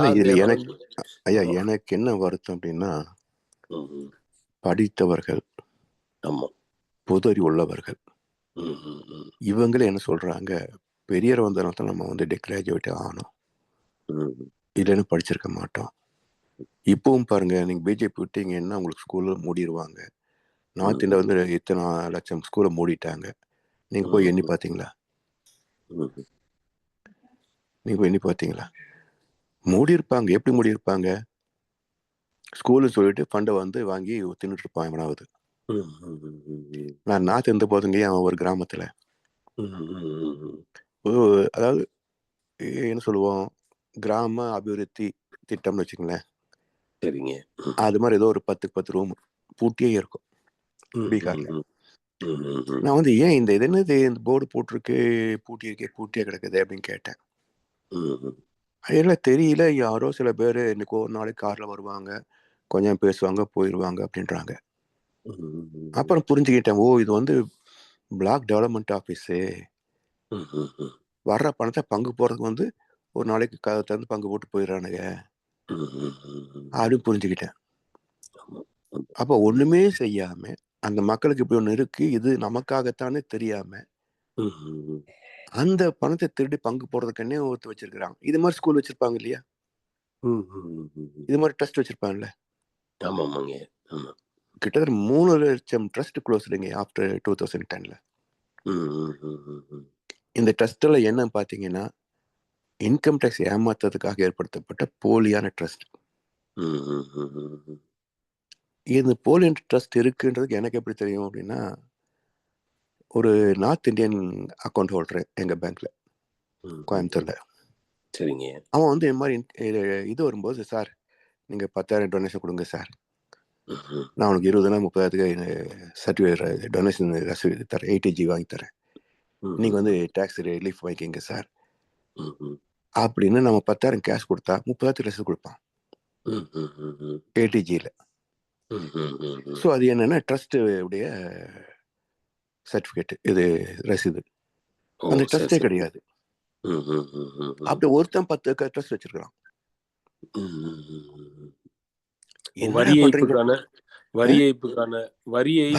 என்னடா பண்றீங்க கேட்டா, sir just to avoid tax அப்படின்றான். அப்புறம் எப்படி நாடு வளரும், எப்படி உனக்கு வேணுங்கிறதெல்லாம் கிடைக்கும்? அது மட்டும் இல்லைங்கய்யா, உங்களுக்கு புரியாத ஒரு சீக்ரெட் சொல்றேன் பாருங்க. எனக்கே புரியல இது. ஒரு நார்த் இந்தியன் கிட்ட எங்க பக்கத்து வீட்டுக்கார ஃப்ரெண்டு, அவர் பேங்க் வரும்போது எனக்கு தெரியும். அவர் சொல்லும் போது என்ன புரியாம திரும்ப திரும்ப கேட்கறேன் எப்படின்னு. அது என்னன்னு பாத்தீங்கன்னா, அவனுக்கு எதையுமே வந்து பார்ட்னர்ஷிப் வச்சுக்க மாட்டாங்க, ப்ரொபர்ட்டிஷிப் வச்சுக்க மாட்டானுங்க. எந்த கடை நிறுவனம் ஜாயின்ட் வெஞ்சராவே இருக்க மாட்டாங்க, அவங்க தனியா, அவங்க எப்பயுமே இல்ல தனி கிடையாது. பெரிய பெரிய கம்பெனி எல்லாம் இருக்குல்ல. சரி சரிங்க. அவனுக்கு 2 ரூல் பண்றானுங்கய்யா. ஒண்ணு வந்து ஹிந்து அண்டட் ஃபேமிலின்னு ஒண்ணு இருக்கு சட்டத்துல. இது தமிழ்நாட்டுக்கு முழுக்க தெரியாது, அப்படி சட்டம் இருக்குன்னு தெரியாது. சரி சரிங்க. நான் காமர்ஸ் படிச்சதுனால அந்த சட்டம் இருக்குன்னு எனக்கு தெரியும். சரி சரிங்க. அண்டட் ஃபேமிலி HUF. ஓ சரி சரிங்க. நார்த்ல இருந்ததுனால பல பிசினஸ் பீப்புள் வந்து HUFல தான் பண்ணுவானுங்க. Okay okay. இந்த HUF சிஸ்டம் என்னன்னா, கர்த்தா தான் அவருடைய பாஸ். சரி சரி. கர்த்தா வந்து ஒரு ஃபேமிலியில் யார் ஹெட்டோ அவன் வந்து கர்த்தாவா இருப்பான் அந்த பிசினஸ்க்கு. இவன் செத்து போயிட்டா அடுத்தவன் யார் இருக்கான்னு அவன் கர்த்தாவாயிடுவான். அப்ப இந்த ப்ராப்பர்ட்டி அப்படியே இருக்கும், தொடர்ந்து போய்கிட்டே இருக்கும். நீங்க வந்து டீட் எழுத வேண்டியதே இல்லை, செட்டில்மெண்ட் டீடோ சேல் டீடோ போட வேண்டியது இல்லை. இப்ப நான் வந்து எங்க அப்பாட்டு எனக்கு ப்ராப்பர்ட்டி வருதுன்னா, நாங்க வந்து ரெஸ்ட் ஹவுஸ்ல போய் டீட் போட்டிருக்கோம், அதுக்கு வந்து ஸ்டாண்ட் பிட் கட்டிருக்கோம் இல்லையா. HUFல அது சேலும் கிடையாது, பர்ச்சேஸும் கிடையாது. சரி சரி சரி. அப்ப உங்களுக்கு எப்படி அந்த ரெவென்யூ வரும் கவர்மெண்ட்டுக்கு? ஆமா, அந்த ரெவென்யூவே கிடையாது. ஆமா. போச்சுங்களா. அப்புறம் டாக்ஸ் ரிபேட் இருக்கு, HUFனா டாக்ஸ் ரிபேட் இருக்கு. ஓ சரி சரி. இதே பாலிசி அவனுக்கு கம்பெனில எப்படி அலோவ் பண்றாங்க பாத்தீங்கன்னா, ஒரு கம்பெனி வாங்குவான், அதே பேர்ல கம்பெனி ரன் பண்ணுவான். சரிங்க. அந்த கம்பெனி வித்தான் பாருங்க, அவனை வந்து டைரக்டரா வச்சுக்குவான். ஒரு ஆள் தூக்கிட்டு டாப் மாலை தூக்கிட்டு இவன் உள்ள போயிடுவான். அடுத்த வருஷம் அடுத்த ஆள் கட்டிட்டு இந்த இவனுடைய ஃபேமிலி ஒரு ஆள் போட்டுருவான். இப்படியே கொண்டு வந்துட்டு கடைசி ஒரு நாளைக்கு வந்து நேம் சேஞ்ச் பண்ணிடுவான். இப்போ இந்த கம்பெனிக்கு வந்து நீங்க அதனுடைய யார், அதனுடைய என்ன சொல்றது, அந்த ப்ராப்பர்ட்டி நீங்க சேல் பண்ணி பர்ச்சேஸ் பண்ணீங்கன்னா டியூட்டி அது ஏகப்பட்ட ப்ரொசீஜர் இருக்கு. ஆமா. இப்போ எதுவுமே கொடுக்க வேண்டியதில்லை. ஓ.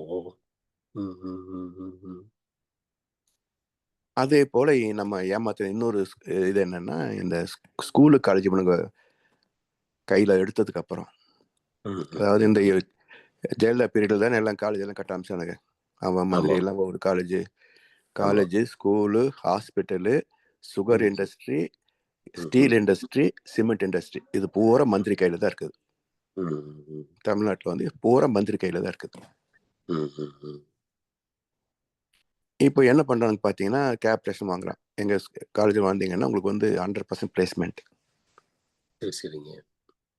ஆளுக்கு 10 லட்சம் கேப்டேஷன் வாங்கிக்கிறானா, ஏதோ ஒரு ஊத்த கம்பெனி கூப்பிட்டு வந்து இன்டர்வியூ வச்சு எடுத்துட்டு போயிடுவான்.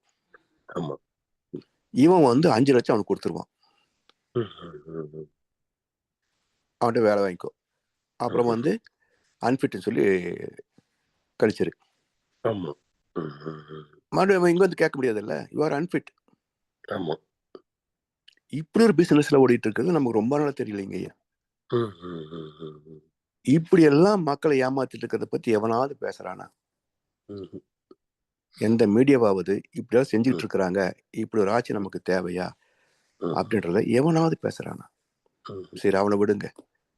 என் கூட வேலை செஞ்சவங்க, என் கூட படிச்சவங்க, எனக்கு தெரிஞ்சவங்க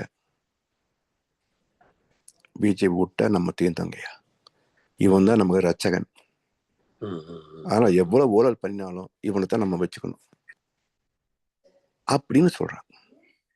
ஆமா.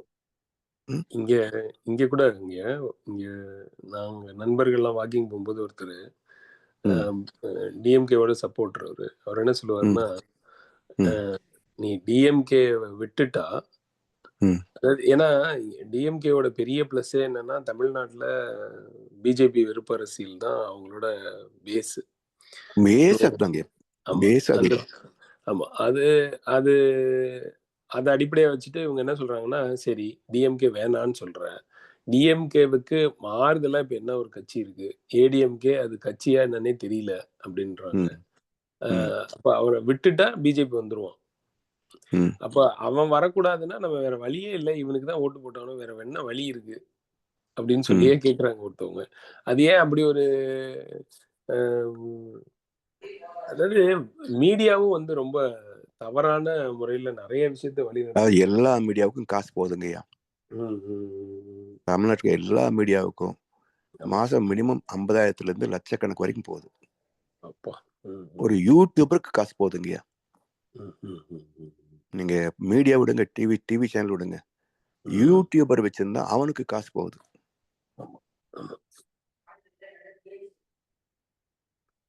அதுக்காக யூடியூபர்னு ஒரு தொழிலே வச்சிருக்கானுங்க இப்போ.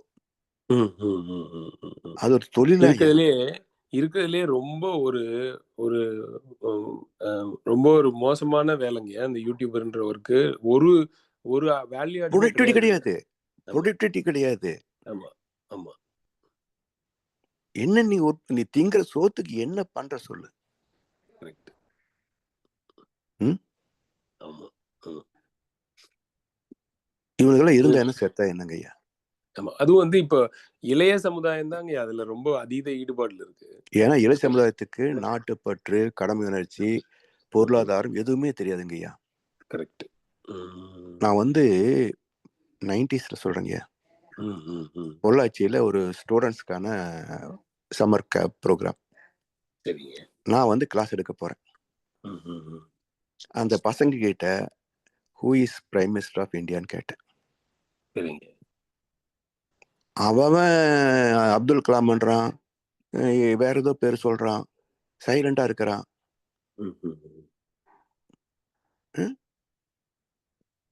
அப்போ ஒரு நாட்டுடைய பிரைம் மினிஸ்டர், பிரசிடென்ட் பேர் கூட தெரியாம +2 படிக்கிறாங்க குழந்தைங்க அப்படின்னா, இவருடைய பிரெயின் பூரா அந்த A4 சீட்டுக்குள்ளேயே வச்சிருக்கிறானுங்க. ஆமா, நட்சத்திரா இங்க படிக்கிறாங்க, என் பொண்ணு இங்க படிக்கிறா. அவளுக்கு வந்து கான்ஸ்டிடியூஷன் பத்தி பாடம் சொல்லி தராங்க. 4th கிரேட் தான் படிக்கிறா. அவளுக்கு வந்து அமெரிக்க அரசியலமைப்பு சட்டம் பத்தி, அதுல என்னென்ன மாதிரியான துறைகள் இருக்கு, அதோட தலைவர்கள் யாரு, கரண்டா இருக்கிறவங்க யாரு, இதை ஃபவுண்ட் பண்ணவங்க இருந்தவங்க யாரு, சேஞ்ச் நடந்தப்ப இருந்தவங்க யாரு, இது எல்லாமே சொல்லி தராங்க.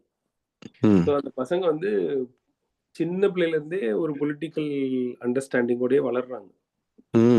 அவங்களுக்கு இது தெரியும் இது தெரியாதுன்னா இல்லை. இப்போ நமக்குலாம் இவங்களுக்கு நம்ம சொல்லிக் கொடுக்கும்போது தான், ஓ இந்த மாதிரி ஏதோ ஒரு அமைப்பு தான் நம்ம நாட்டிலயும் இருந்திருக்கு, நமக்கு ஒண்ணுமே தெரியலையே, இன்ன வரையில அதை தெரிஞ்சுக்கிறதுக்கான நமக்கு அசோகர் மரம் நட்டார் குளம் வெட்டினார் தானே படிச்சோம். கரெக்ட் கரெக்டுங்க. அதை வச்சு நம்ம என்ன பண்றது? இப்போ இப்போ இப்போ இவங்க எல்லாம் படிக்கிறாங்க. இங்க செக்ஸ் அண்ட் பேலன்ஸ்னா என்ன, லெஜிஸ்லேட்டிவ்னா என்ன, ஜுடிஷியல்னா என்ன, எக்ஸிக்யூட்டிவ் பிரான்ச்னா என்ன, ஒவ்வொருத்தவங்கள ஹெட் எப்படி, ஒரு லா மேக்கிங் எப்படி நடக்குது, அதோட ப்ராசஸ் வந்து எப்படி ஒரு சிஸ்டம்ல இருந்து இன்னொரு சிஸ்டம்க்கு டிரான்ஸ்ஃபர் ஆகுது, அது எப்படி அப்ரூவல்ஸ் நடக்குது, எப்படி பில் பாஸ் ஆகுது, எல்லாமே சொல்லி தராங்க பசங்களுக்கு. இப்போ இவங்களுக்கு இதெல்லாம் நான் சொல்லிக் கொடுக்கும்போது எனக்கே ஆச்சரியமா இருந்துச்சு. இதெல்லாம் எனக்கு சின்ன பிள்ளைல நல்லா சொல்லி கொடுத்திருந்தா நான் கூட ஒரு பொது வாழ்க்கையில நல்ல தலைவராக இருந்திருக்க வாய்ப்பு இருக்கு போல இருக்குன்னு நினைச்சுக்கிறேன் நான். இதுதாங்கய்யா எனக்கு கூட வந்து இங்க வந்த பிறகு ஒரு பொதுநல நோக்குன்னு வந்த பிறகுதான் இதெல்லாம் நமக்கு வந்து சேருது. நியூஸ் எல்லாம் வந்து சேருது, நாமளும் அனலைஸ் பண்ணி பாக்குறோம். நம்ம கேள்விப்பட்டது என்ன, இப்ப இருக்கிறது என்ன, என்ன நடந்திருக்கு எல்லாம் அனலைஸ் பண்ணி பார்க்கும்போது நமக்கு ஒரு கருத்தை மாத்திக்கிறோம். ஆனா நான் திமுக காரங்க என்ன ஆனாலும் நான் திமுக காரனா தான் இருப்பேன். இப்போ சென்னைக்கு போனேங்கய்யா, போன வருஷம் கொஞ்சம் அவுட்டர் சென்னை பூரா குண்டுங்குழி ரோடு, எல்லாம் ஒரு ரோடு நேர் ரோடு கிடையாதுங்கய்யா. நான் அந்த மக்கள்கிட்ட கேட்கறேன், எப்படி இப்படி என்ன இந்த ஏதாவது ரோடு போடுறாங்களா, இப்படி குண்டுங்குழி இல்லை, எப்போ இப்படித்தான் இருக்கும், எப்போ இப்படிதான் இருக்கும், அப்புறம் 40 எப்படி ஜெயிக்க வச்சிங்கன்னு கேட்டா, நாங்க 35 வருஷமா வந்து திமுக ஓட்டு போடுவோம். இது வேற இவனுக்கு என்ன சொல்லுவீங்கய்யா, ஒரு அரசாங்கத்துடைய கடமை என்னன்னு உங்களுக்கு எவனுக்கும் தெரியாது. நீங்க தமிழ்நாட்டில் எவனையாவது ஒரு கவர்மெண்ட் எது நல்ல கவர்மெண்ட் எது கெட்ட கவர்மெண்ட் கேட்டு பாருங்க. தீபாவளிக்கு 2500 கொடுத்தா 4000 கொடுத்தா நல்ல கவர்மெண்ட், 1000 கொடுத்தா சரியில்லை. பொங்கலுக்கு சர்க்கரை அரிசியோட ஏலக்காய் மூஞ்சிலாம் கொடுத்தா நல்ல அரசு, இல்லைன்னா மோசமான அரசு. இப்படித்தான் சொல்லுவானுங்களே தவிர எவனுக்கும் அரசாங்கம் பண்ணா அதோட டியூட்டிஸ் என்னன்னு தெரியாதுங்கய்யா. படிச்சவனு சேர்த்து சொல்றேன். இல்லைங்கய்யா, ஏன்னா நம்மளுக்கு படிப்பு இல்லை. நான் தான் பெஸ்ட் எக்ஸாம்பிள்ங்க. இப்போ என்னோட படிப்பு எப்படி இருந்திருக்குன்னா, என்னோட வாழ்வாதாரத்தை பெருக்கிக்கிறது, எனக்கு அதுக்கான வாய்ப்புகளை உருவாக்கிக்கிட்டு எது அன்கம்ஃபர்டபுளான சுச்சுவேஷனா இருக்கோ அந்த இடத்துல இருந்து நகர்ந்து வந்துடுற அளவுக்கு ஒரு வளர்ச்சி இருக்க ஒழிய, உண்மையிலேயே வந்து அதை ஏன் அங்கேயே செல்ஃப் கண்டெய்ன்டா பண்ண முடியல, அது ஏன் என்ன தவறு இருக்கு அப்படின்ற சிந்தனையை கொடுக்கறதுக்கான அரசியல் அறிவு படிக்கிற காலத்துல இருந்தே இல்ல. ஆமா, துஷ்டனை கண்ட தூர விலகுன்னு எதுக்கு மோனே சொல்லிட்டானுங்க. துஷ்டனை கண்ட அழிச்சு அவனை அழிச்சரு, அவன் இருந்தா 10 பேருக்கு கஷ்டம் கொடுப்பான்னு சொல்ற இல்லையே நமக்கு. அதுதான் நடந்துட்டு இருக்கு இன்னைக்கு. எத்தனைங்க அந்த பொள்ளாச்சியில வந்து அந்த மந்திரியோடைய பையன் ஒருத்தன், எத்தனை லேடிஸ் தெரியுங்களா ஐயா, கிட்டத்தட்ட 1500 2000 வீடியோ எடுத்து வச்சிருக்கான். ஆமாங்க, 1500 வீடியோ, 230-40 பொண்ணுங்களுக்கு மேல, பொண்ணுங்க இன்க்ளூடிங் டாக்டர்ஸ், ஆன்டிஸ் எல்லாம் ரேஞ்சில் வச்சிருக்கான். அவன் சொல்றான், அந்த பையன் சொல்றான், முகத்தை கூட மறைக்கலங்க, மறைக்காமலே இறங்கி போறாரு. ஆமா, யூடியூப் நியூஸ்ல பாக்குறேன். அப்பன் சொல்றாங்க ஐயா, அவங்க அப்பன் சொல்றான், வசதியான குடும்பத்துல இருந்த பசங்க கொஞ்சம் அப்படி இப்படி இருக்கிறது சகஜம்தான், இவனை வெட்டி போட்டிருக்க வேண்டாமா? இந்த வார்த்தை சொன்ன உடனே அவனை இழுத்து போட்டு மெதிச்சு கொண்டு இருந்தா மக்களுக்கு வந்து தோரணை இருக்குன்னு அர்த்தம். இப்படி சொல்லிட்டு ஒருத்தன் இருக்க முடியுதுன்னு சொன்னா அப்புறம் மக்களுக்கு என்னங்க இருக்குது? அதே பாலிசியில அவன் நாங்க வந்து கிழிச்சிருவான்னு சொன்னான், இவன் 4 வருஷமாச்சு ஒரு கிளியும் கிழிக்கல.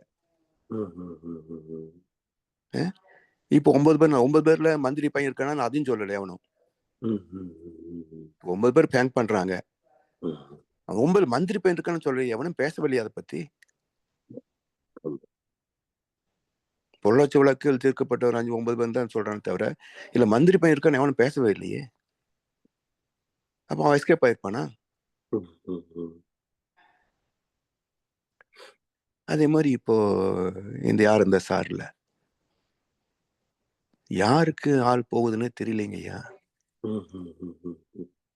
இந்த புரோக்கர் பசங்க எவனுக்காக இந்த பொண்ணுகளை கூட்டிட்டு போறானுங்கன்னே தெரியல. ஆமா ஆமா இந்த பொண்ணுகளுக்கும் என்ன ஒரு கல்ச்சர் பாருங்க, ஆமா. ஹைஃபை லைஃப் இருக்கணும். ம், ம், ம், ம். ஹைஃபை லைஃப் ஜாலி என்ஜாய் பண்ணணும். இந்த கல்ச்சர் மாத்துனது யாருங்கய்யா?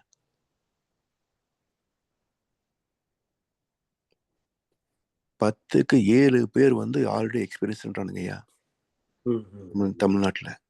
ஆமா இப்ப அதை தவிர்க்கிறதுக்கு 15 வயசுல கல்யாணம் பண்ற ஃபேஷன் வந்து வந்துருச்சு இப்போ. ம், ம், ம், ம், ம். எதுக்கு வம்பு அப்படின்றவனெல்லாம் ஆமா மெச்சூரிட்டி ஆன உடனே 1-2 வருஷத்துல கல்யாணம் பண்ணி கொடுக்குறாங்க. ஆமா. இதுல என்ன ட்ரக்கோட எக்ஸ்போஷர் ரொம்ப அதிகமா இருக்குங்க. ரொம்ப திருச்சியிலே அதிகங்க. ரொம்ப அதிகமாயிடுச்சு. அது எப்படி இவ்வளவு வேகமா ஸ்ப்ரெட் ஆச்சுன்னு தெரியலங்க. சரி, கவர்மெண்டே எடுக்கும்போது எப்படிங்க ஸ்ப்ரெட் ஆகாம போகும்? ம், ம், ம், ம், ம். இப்போ நீங்க 10 பேக்கெட் எடுத்தா உனக்கு ஒரு பேக்கெட் ஃப்ரீன்றான். ம், ம், ம். அப்ப அந்த ஸ்கூல் பையன் ஒருத்தன் பழகிக்கிட்டு ம், ம். அவனுக்கு காசு எங்கிருந்து வரும்? ம், ம், ம். உடனே 10 பேக்கெட் போய் 10 பசங்களை பழக்கி விட்டுறான். இந்த MLM சொல்லுவாங்க பாருங்க, மல்டி லெவல் மார்க்கெட்டிங். ஆமா ஆமாங்க. அது மாதிரிங்க அது. ம், ம், ம், ம், ம். அது மாதிரி நீ 10 பேர் பிடிச்சு கொடு, உனக்கு இந்த பேக்கெட் ஃப்ரீ. நீ 10 பேர் பிடிச்சு கொடு, உனக்கு இந்த பேக்கெட் ஃப்ரீ. ம். அதே கான்செப்ட்ல போயிட்டு இருக்கு. மொத்தமா தமிழ்நாட்டுல மொத்தமா இந்தியாவே பார்த்தா ஏதோ போதையில மயங்கி நிக்கிற மாதிரி இருக்கு எனக்கு. இந்தியா போற இருக்கான்னு எனக்கு தெரியலைங்கய்யா. ம், ம், ம், ம். நம்ம எனக்கு ஆஃப்டர் ரிட்டையர்மெண்ட் அந்த பக்கம் எனக்கு பழக்கம் கிடையாது. ம், ம், ம். நம்ம நினைப்பேன் மறுபடியும் ஒரு டூர் போயிட்டு வரணும்னு நினைப்பேன். ம், ம், ம், ஏன்னா ம். எப்படி இருக்கு நம்ம 80sல பார்த்த நார்த் இந்தியாவுக்கும் ஆமா. இப்போதைக்கு எப்படி இருக்குன்னு பார்க்கணும்னு தோணும். ம், ம், ம், ம். அப்படி நீ யாரு சொந்த காசு போட்டுட்டு போக முடியுமா? அது இப்போ வந்து பேங்க்ல இருந்தேன், ம், ம், ம். அப்படியே வேலையும் பார்த்த மாதிரியாச்சும் ஒரு சுத்தின மாதிரியாச்சும் சுத்திட்டு வந்தோம். சரி, சரி. ஆமா ஆமா. ம், ம், ம். இல்ல இப்ப ஆடிட்டிங் இவங்கெல்லாம் போயிட்டு வராங்க. இவங்கெல்லாம் போயிட்டு வருவாங்க. இவங்க ரம்யா வீட்ல ஒய்ஃப் வீட்ல போயிட்டு வருவாங்க. ட்ரிப் மாதிரி டூர் மாதிரி போயிட்டு வருவாங்க. சரி, என்ன அப்பா சொல்றாங்க? வந்து சென்ட்ரல் கவர்மெண்ட் எம்ப்ளாயி. அவரு ரயில்வேல வந்து பைலட் ம், டிரைவரா. ம், ம். சரி அதனால அவங்களுக்கு பாஸ் இருக்கும். So, அதனால ம், அவங்க இப்ப கூட காசி போயிட்டு வந்தாங்க. காசி போனாங்க. அப்புறம் சரி இந்த மாதிரி நார்த் இந்தியா எல்லாம் போவாங்க. ஆ, ஆஹ் அங்க இருக்கிற இது வந்து ரொம்ப இதா இருக்கும்னு சொல்லுவாங்க. தமிழ்நாட்டுல இருக்கிறத விட ரொம்ப மோசமா இருக்கும் அங்க அப்படின்னு தான் அவங்க சொல்லுவாங்க. ஒரு மாதிரி அங்கங்க அதாவது டெவலப்மெண்ட்ன்ற ஸ்டாண்டர்ட்ல பார்த்தா அங்க வந்து போதுமான அளவுக்கு வசதி வாய்ப்புகள்லாம் இருக்காது அப்படின்ற மாதிரி இப்போ சொல்றாங்க. அப்படிதான் இருக்குங்களா? ஆமாங்க, இன்னுமே அப்படிதான் இருக்கு அப்படின்னு சொல்றாங்க. ஓ, இன்னுமே வந்து ரொம்ப சிரமம் தான் அங்க. அஹ் ஏன் அப்படி வந்து இருக்காங்கன்னு தெரியல. அவங்களுக்கு என்ன இது கூட வேணுமான்னு கேட்க தெரியலையா இல்ல என்னன்னு தெரியல. ஆனா வந்து மக்கள் அதை வந்து ரொம்ப இயல்பு வாழ்க்கையா எடுத்துக்கிட்டு வாழ்றாங்க.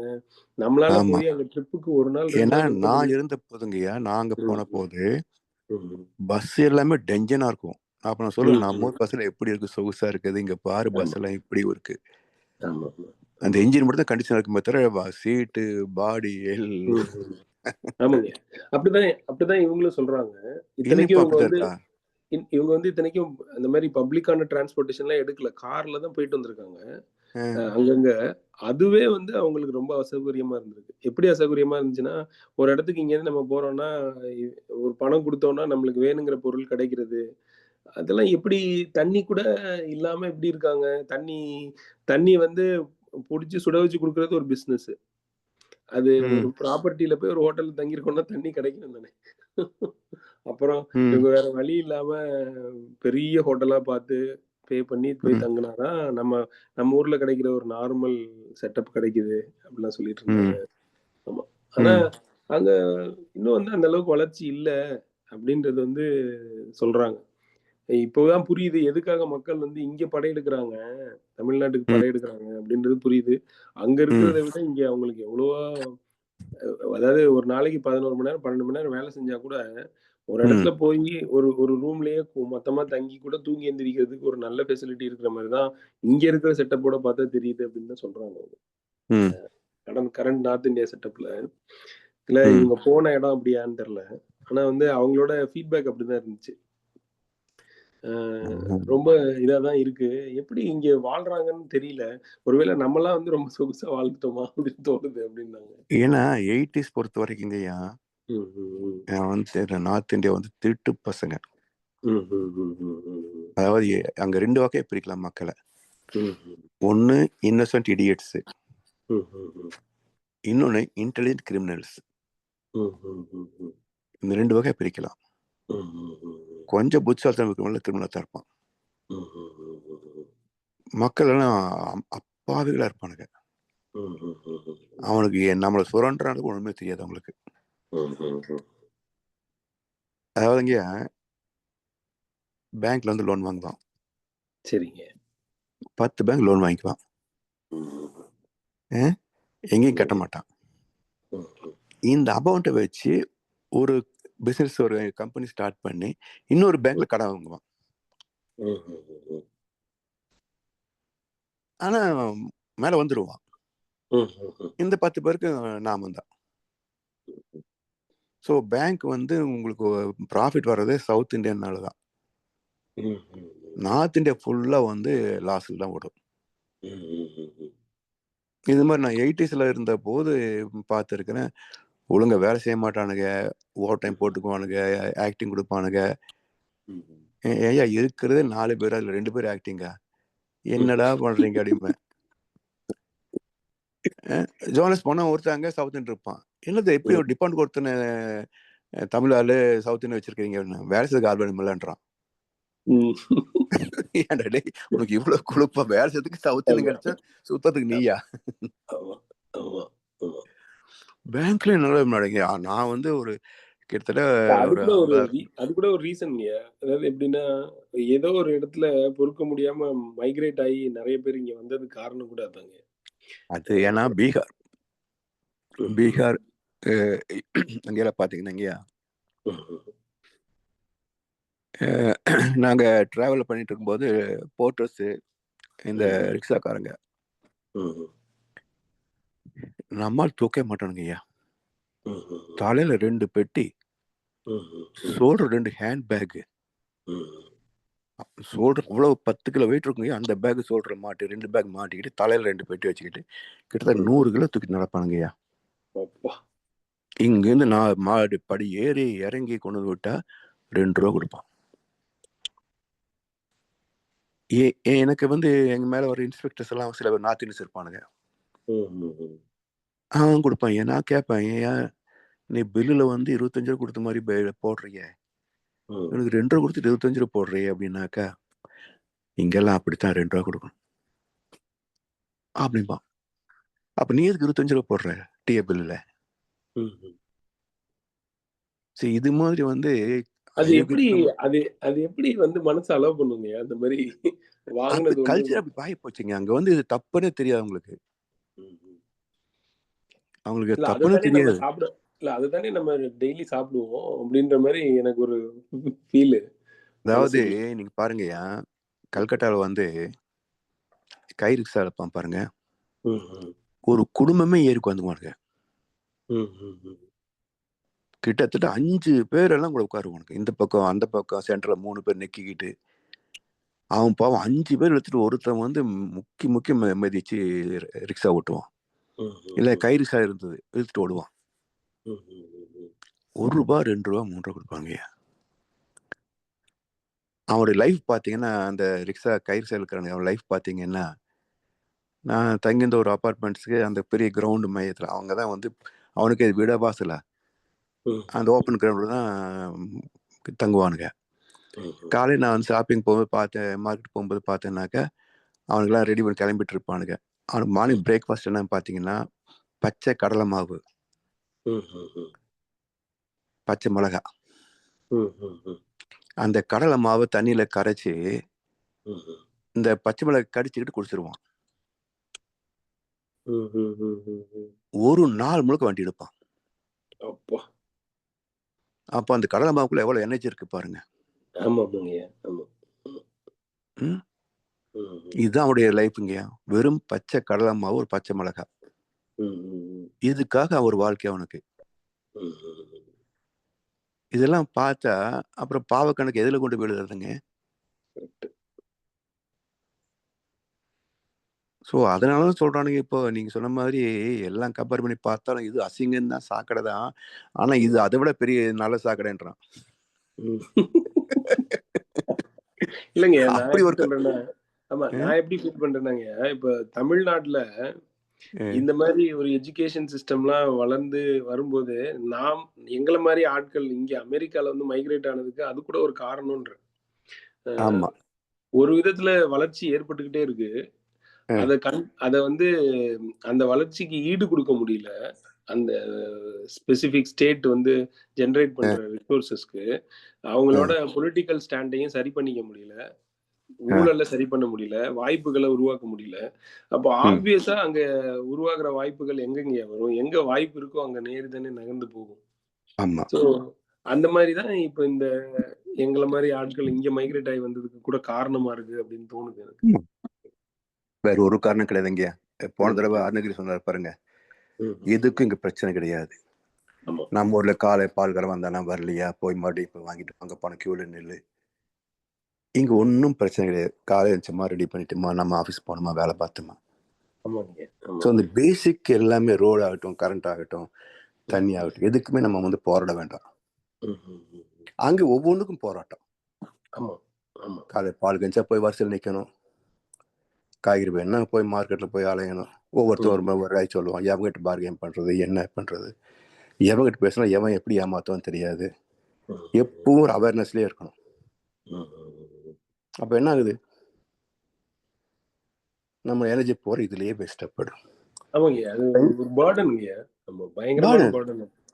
ஏன்னா நீங்கள் வந்து இந்த வேலை செஞ்சுருப்பான் அப்படின்னா பரவாயில்ல. இப்போ ஒன்றும் இல்லை, வீடு கட்டினதுக்கு 10 வருஷம் ஆச்சுங்கய்யா.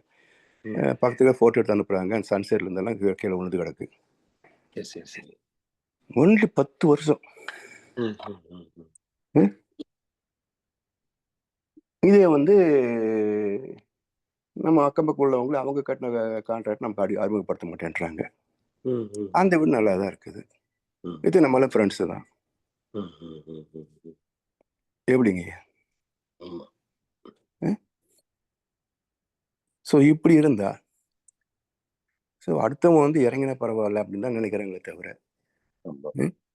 நமக்கு தெரிஞ்ச ஒரு நல்லது அவங்களுக்கும் தெரிஞ்சுக்கிட்டோன்ற மாதிரி நினைக்கிறது இல்லையே.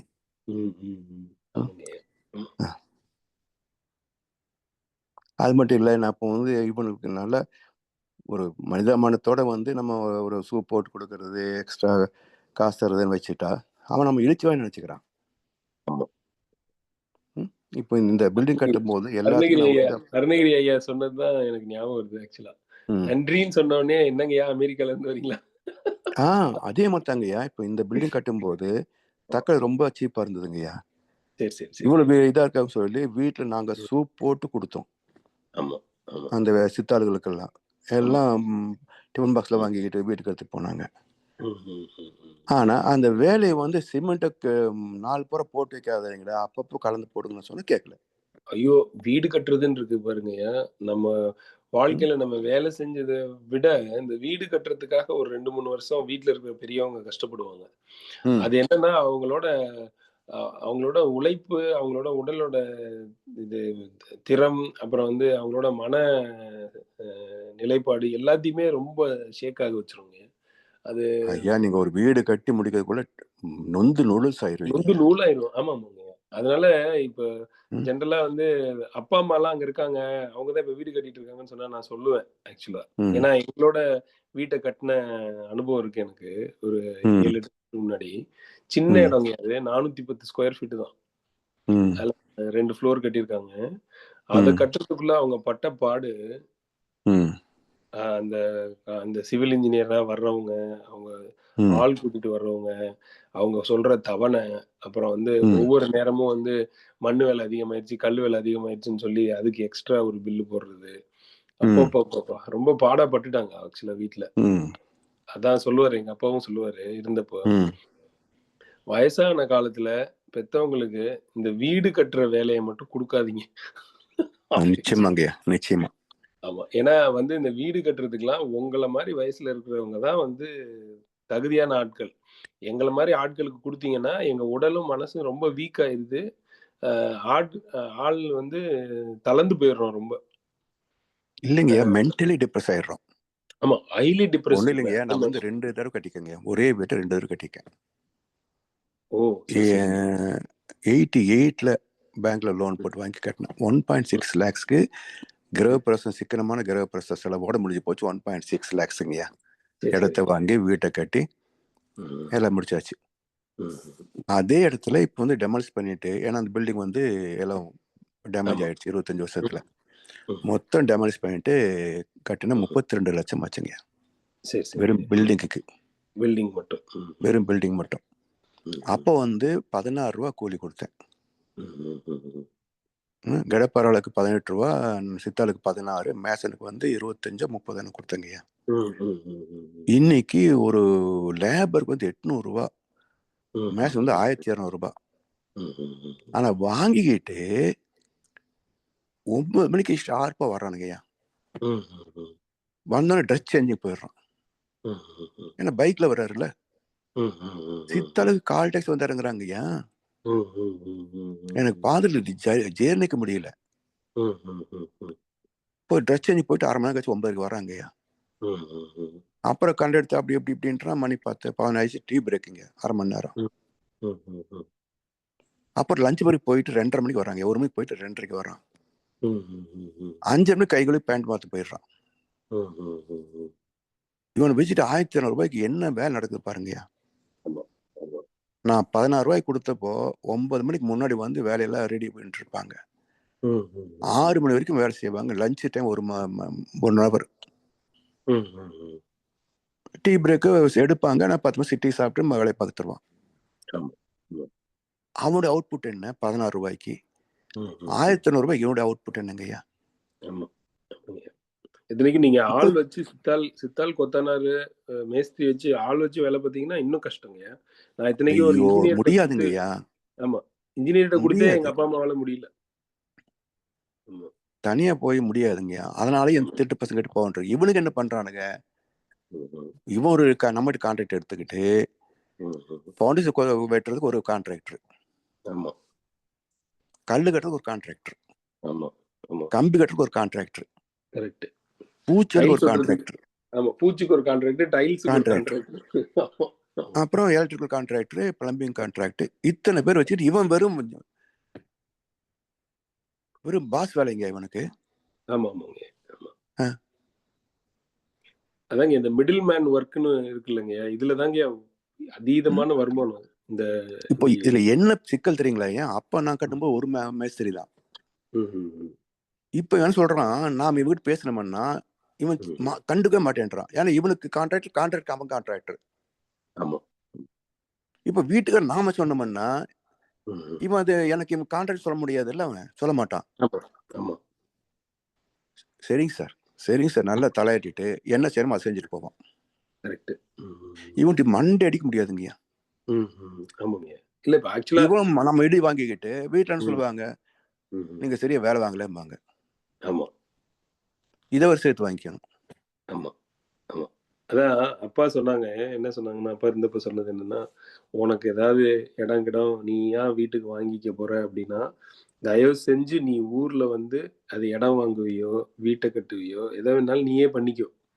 ம். எங்கள முன்னிறுத்தி எதுவும் பண்ணணுன்ற முடிவுல மட்டும் நீ அங்க உட்கார்ந்துகிட்டு எந்த பிளானும் பண்ணிறாத. எங்களால முடியல. இந்த 410 ஸ்கொயர் ஃபீட்ட கட்டுனதுலயே நாங்கலாம் டயர்ட் ஆயிட்டோம். நாங்க இருக்கிற காலத்துல நிம்மதியா இங்க இருக்கிறோம்." அப்படின்னு சொல்லி ஓப்பனாவே ஓப்பன் ஸ்டேட்மெண்ட்டே குடுத்துட்டாங்க அப்பா. எங்களால கட்ட முடியலப்பா. எங்கள மேபி நாங்க ரொம்ப பழைய காலத்து ஆளுங்களா என்னன்னு தெரியல. அவங்க செய்றதெல்லாம் பார்த்தா எங்களுக்கு பயங்கரமா கோவம் வருது. ஆமா. இப்படிதான் வேலை செஞ்சு நீங்க வாழ்றீங்களாடான்ற அளவுக்கு கோவம் வருது. அதாவதுங்கய்யா, இந்த நான் கட்டும்போது அந்த பிளக் இருக்கு இல்லைங்கய்யா, உட்டன் கார்பெண்டர்ஸ், ஆமா அந்த ஆமாங்க. பிளக் செதுக்கிட்டு இருந்தானுங்கய்யா. ம், ம், ம். நான் கான்ட்ராக்ட் கூப்பிட்டு 800 ரூபாய் எனக்கு கூலி கொடுக்குறோம். ம், இந்த பிளக் நீ கடையில வாங்கினா 10 ரூபாய்க்கு கொடுத்துருவான். அவன் ம், பிளக் ம். செதுக்கிட்டு இருக்கான் அப்படின்னா, இவன் இல்லைங்கய்யா, அது வந்து அந்த பிளக் இதுக்கு போட முடியாது, இவனுக்கு செதுக்கி தான் போடணும். இவன் அவனுக்கு சப்போர்ட் பேசுறான். ம், ம், ம், ம், ஸோ இந்த ம். 10 பிளக் செதுக்குனதுக்கு 800 ரூபாய் கூலிங்கய்யா. அப்பா! ம்.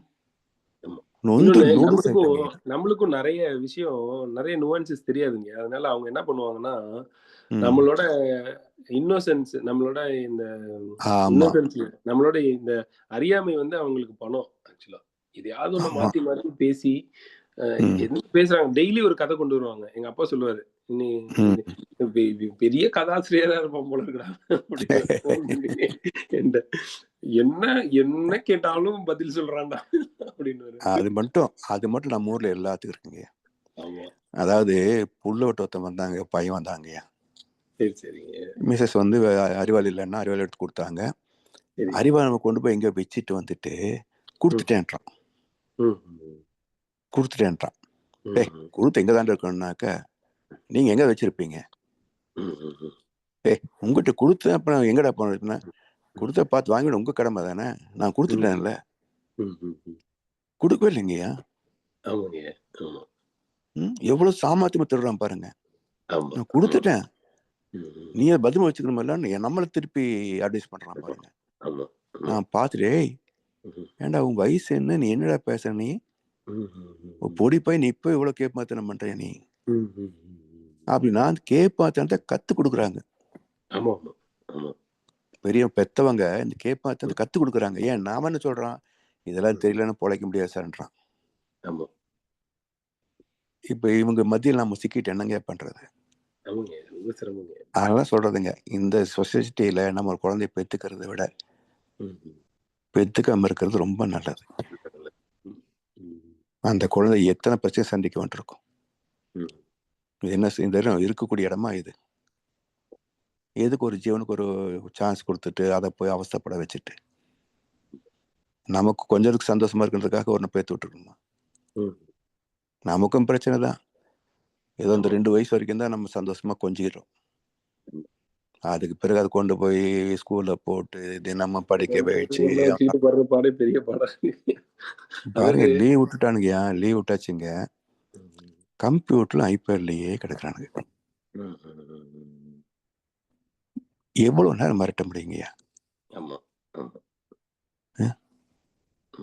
சாப்பிட கூப்பிட்டா கூட இதான் வர்றான் இதான் வர்றான் 500 தடவை சொல்லிட்டு இருப்பானே தவிர வந்துச்சு வர மாட்டானுங்க. உடம்பு ஊசத்து போயிருது பசங்களுக்கு. ஆமா, எல்லாம் போயிடுதுங்கய்யா. ஏன்னா இந்த விஷுவல் வந்து ஒரு அடிக்ஷன் நமக்கு. இப்போ நமக்களே வந்து ஆஃப்டர் ரிட்டையர்மெண்ட் நம்ம வேலையிலன்னு பார்க்க ஆரம்பிச்சோம். ஆனால் நமக்கு அது அடிக்ஷன் ஐட்டம் இல்லை. சின்ன வயசு அவங்க ஈஸியாக அடிக்ட் ஆயிடுறாங்க. ஆமா, இல்லைங்க, இப்போ அவங்களுக்கு இப்ப தெரியல ஆக்சுவலா. அதுவும் பாத்தீங்கன்னா பசங்க ஒரு நல்ல ப்ராப்பரான போஸ்டர்ல உட்காந்து பார்க்க மாட்டாங்க. நாங்கெல்லாம் வந்து இந்த போஸ்டர்லாம் பிரச்சனையாகி அதுக்கப்புறம் கழுத்து நெக் ஃப்ரீஸ் நெக் வரும், அப்புறம் வந்து பேக் பெயின் வரும். ஏன்னா எங்க வேலையே அப்படிதான், வெறும் விரலுக்கும் கண்ணுக்கும் மட்டும்தான் வேலை மோஸ்ட் ஆஃப். அப்ப அதெல்லாம் கரெக்டா மூவ் பண்ணணும். மூவ் பண்ணலைன்னா என்ன நடக்கும்னு எங்களுக்கு தெரியுது, எங்க வயசுல தெரியுது. 40 கேட்க மாட்டாங்கல்ல. ஆமா, கேட்க மாட்டாங்க அவங்க. அதான் பெரிய பிரச்சனை. அப்ப எங்களுக்கு 40க்கு வந்து எங்களுக்கு 40ல வந்தது அவங்களுக்கு 30லயே வந்துடும். ஆமா, இது வந்து லிட்டரலா வந்து இன்னைக்கு இந்த தகவல் தொழில்நுட்பத்துல வேலை செய்யறவங்களுக்கு இருக்கிற ப்ராப்ளம். இந்த ப்ராப்ளத்தை உங்களால அவாய்டே பண்ண முடியலங்க. நீங்க இதை அவாய்ட் பண்ணணும்னு உங்க உடம்ப பாத்துக்கிட்டீங்கன்னா உங்களுக்கு வளர்ச்சி இருக்காது. உங்களுக்கு வளர்ச்சி வேணும்னா நீங்க வந்து உட்காந்து கத்துக்கிட்டு வேலை செஞ்சு பார்க்கணும். அப்படி செஞ்சா உடம்பு வீணா போகுது. ஆனா இப்படி உடம்பு வீணா போனாதான் பணம் கிடைக்கும். பணம் கிடைச்சாதான் குடும்பத்தை பார்க்க முடியும். ஒரு பெரிய சைக்கிள்ங்க அது. ஆமா, அது பசங்களுக்கு சொன்னா புரிய மாட்டேங்குது. பசங்களுக்கு சொன்னா புரிய மாட்டேங்குது. ஆக்சுவலா வந்து இந்த லைஃப்ங்கிறது வந்து சிக்கிக்கிட்டோம். கரெக்ட். இதெல்லாம் கணக்கு பார்க்கும்போதுங்க எனக்கே போய் சேர்ந்தா போதும் தான் இருக்குங்க. ஒன்றும் பிரச்சனை நல்லாதான் இருக்கு, கம்ஃபர்டபுள் சரௌண்டிங்ஸ் தான், ஒரு பிரச்சனை கிடையாது. பட் இருந்தாலும் என்னங்க வேலை இருக்கு நமக்கு? வந்தோம், பேத்தோம், பார்த்தோம், எல்லாம் பண்ணியாச்சு, போய் சேர்ந்தா சரின்றிருக்கு. ஆக்சுவலாங்க இப்போ நீங்க அப்படி சொல்றீங்க இல்லைங்க. இப்ப இந்த இப்ப அப்பா இல்ல எனக்கு. அப்பா போன வருஷம் இருந்து. இப்போ வந்து ஐ ஃபீல் சோ வீக். எப்படி வீக்னா அவர் இருந்த வரையிலும் தெரியல. இப்ப அப்பா இல்லன்றது வந்து it was a very weak position. He is 73 அப்பா. But I feel so week. இப்பதான் அவங்களோட இதெல்லாம் புரியுது. வளர்ந்த இந்த காலத்திலயும் நல்லா தான் பாத்துக்கிட்டோம், எல்லாம் செஞ்சோம். ஆனா வந்து இப்ப இந்த மாதிரி ஒரு சூழல் இருக்கும்போது இப்ப இதெல்லாம் இப்ப ஐயா இப்ப இதெல்லாம் பேசுனீங்க இல்லைங்க. இது வந்து எவ்வளவு வேல்யூ ஆட் பண்ணுச்சு எனக்கு அப்படின்னு உங்களுக்கு தெரியாது. ஆனா வந்து இந்த வேல்யூவை வந்து எங்க அப்பாவால ஆட் பண்ண முடியும் அப்படின்றது எனக்கு லேட்டா தான் தெரிஞ்சிருச்சு. முன்னமே இது தெரிஞ்சிருந்துச்சுன்னா அப்பா கிட்ட இந்த உரையாடல்கள்லாம் நிறைய நிகழ்த்தி இருக்கலாம். அவர் சொல்றதெல்லாம் எப்படி இருக்கும்னா, என்னப்பா நீங்க சொல்றீங்க, நீங்க சொல்றதெல்லாம் வந்து இன்னைக்கு காலத்துக்கு ஒத்து வருமான்னு பல தடவை பேசியிருக்கோம் இருந்த காலத்துல. ஆனா இந்த வயசு தொடும்போதுதான் அது எங்களுக்கு புரியுது. ஓ, இதைத்தான் அவர் சொல்லியிருக்காரு, இதைத்தான் அவர் சொல்லியிருக்காரு, இதைத்தான் அவர் சொல்லியிருக்காரு அப்படின்றது வந்து இப்ப புரியுது. அப்போ இது வந்து இப்ப நீங்க ஐயா பண்ணிட்டு இருக்கிறதெல்லாம் வந்து இன்வேல்யூபிள் சர்வீஸ். ஆக்சுவலா அது எப்படி அந்த சர்வீஸை வந்து குவான்டிஃபை பண்றதுன்னே தெரியாதுங்க. அதனால அத இப்ப நான் இப்ப உங்ககிட்ட பேசிட்டு இருக்கிற இந்த மொத்த நேரத்திலேயே நான் எப்படி ஃபீல் பண்றேன்னா, இத வந்து நான் எங்க அப்பா கூட பண்ணிருக்கலாம். நான் வந்து அதை பண்றதுக்கான வாய்ப்பே கிடைக்கல எனக்கு. எதுக்கு ஓடிட்டு இருந்தேன்னு எனக்கே தெரியலங்க. இது ஒண்ணு இல்ல, இப்ப இவ்வளவு தெரியும் உங்ககிட்ட பேசுறேன், எங்ககிட்ட இங்க பேச முடியுதா? ஆமா ஆமா. அப்பதான் பேசுறோம். ஆமாங்க, எனக்கு அப்ப இல்லைங்க, எனக்கு அப்பதான் புரியுதுங்க. மகரிஷி வந்து ஏன் வந்து வயது முதிர்ந்தவர்களையும் அனுபவத்தில் முதிர்ந்தவர்களையும் குழந்தை வளர்ப்புல ஈடுபடுத்தணும், சமுதாயத்துல வந்து தேவையான இதுல பண்ணணும்னு சொன்னாருன்றது எனக்கு இன்னைக்குதான் புரியுது. ஏன் புரியுதுன்னா, வீட்டுல இருக்கிறவங்க கிட்ட கேட்க மாட்டேங்கிறோம். ஆனா அதே அனுபவ முதிர்வு இருக்கிற வெளியில இருந்து ஒருத்தவங்க சொல்லும் போது அங்க வந்து ஏதோ ஒரு கண்டிஷனிங் இல்லாம இருக்கு. கண்டிஷனிங்னா என்ன, அது இல்லாம ஒரு ஒரு பொதுநல நோக்கோட அந்த கருத்து வெளிப்படும் போது அது வந்து இன்னும் ஈஸியா சேருது.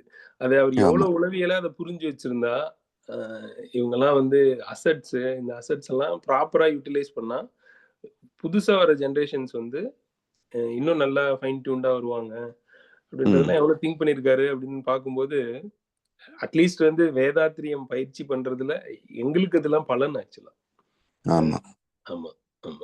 அதனால இது இப்ப இவ்வளவு நேரம் பேசினது எல்லாமே ஒரு பெரிய நாலேஜுங்க. எவ்வளோ, ஏன்னா நீங்க வந்து ஒரு ஒரு ஒரு 45 மினிட்ஸ்ல உங்களோட எக்ஸ்பீரியன்ஸை குயிக்கா ஷேர் பண்ணிடுறீங்க. எங்களுக்கு வந்து ஏதோ தெய்வாதீனமா அதை காதுல வாங்கிக்கிட்டு அது வழி நடக்கிறதுக்கு ஒரு முனைப்பு இருக்கு. அதனால அது எங்களுக்கு பயனாயிரும் அப்படின்னு ஒரு நம்பிக்கை இருக்கு. ஆமா நன்றி. உங்களுக்கு வேலை இருக்கும், எனக்கு நான் ஃப்ரீயா உட்காந்துருக்கேன், உங்களுக்கு வேலை இருக்கும்.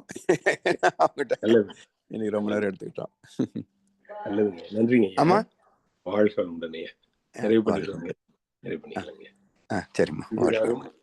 இதுகாரும் நம்முடன் கலந்துரையாடலில் பங்கேற்று பல அரிய தகவல்களையும் அறிவுரைகளையும் வழங்கிய நம் மூத்த பேராசிரியர் அருள்நிதி பழனிசாமி வேலுச்சாமி ஐயா அவர்களை வாழ்த்துவோம். அருட்பேராற்றல் கருணையினால் அருள்நிதி பழனிசாமி வேலுச்சாமி ஐயா அவர்களும் அவரது அன்பு குடும்பத்தினரும் உடல் நலம், நீலாயுள், நிறை செல்வம், உயர்ப்புகழ், மெய்ஞானம் ஓங்கி வாழ்க வளமுடன். ஐயா அவர்களின் அருட்தொண்டு, ஆன்மீக தொண்டு வாழ்க வளமுடன், வாழ்க வளமுடன், வாழ்க வளமுடன். நிகழ்வின் நிறைவாக உலக நல வாழ்த்து. உலகமெல்லாம் பருவமழை ஒத்தபடி பெய்யட்டும், உழவரெல்லாம் தானியத்தை உவப்புடனே பெருக்கட்டும், பல தொழில்கள் புரிகின்ற பாட்டாளி உயரட்டும், பகுத்துணர்வில் தொகுத்துணர்வு பண்பாட்டை உயர்த்தட்டும், கலகங்கள் போட்டி பகை கடந்தாட்சி நடக்கட்டும், கல்லாமை கடன் வறுமை களங்கங்கள் மறையட்டும், நலவாழ்வை அளிக்கும் ஞான ஒளி வீசட்டும், நம் கடமை அறவாழ்வின் நாட்டத்தே சிறக்கட்டும், நம் கடமை அறவாழ்வின் நாட்டத்தே சிறக்கட்டும், நம் கடமை அறவாழ்வின் நாட்டத்தே சிறக்கட்டும். வாழ்க வையகம், வாழ்க வையகம், வாழ்க வளமுடன். இன்றைய தவத்தில் கலந்து கொண்ட அன்பர்கள், தவத்தை வழிநடத்தியோர், நற்சிந்தனை வழங்கியோர், பாடல்கள் பாடியோர் அனைவரும் வாழ்க வளமுடன். அவர்தம் அன்பு குடும்பம் வாழ்க வளமுடன். அவர்தம் உடல் நலம், மனவளம், பொருள் வளம், அருட்தொண்டு, ஆன்மீக தொண்டு வாழ்க வளமுடன்.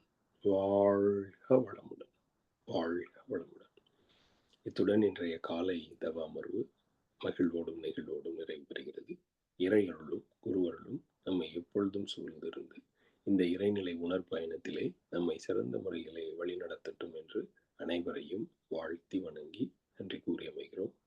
வாழ்க வையகம், வாழ்க வையகம், வாழ்க வளமுடன்.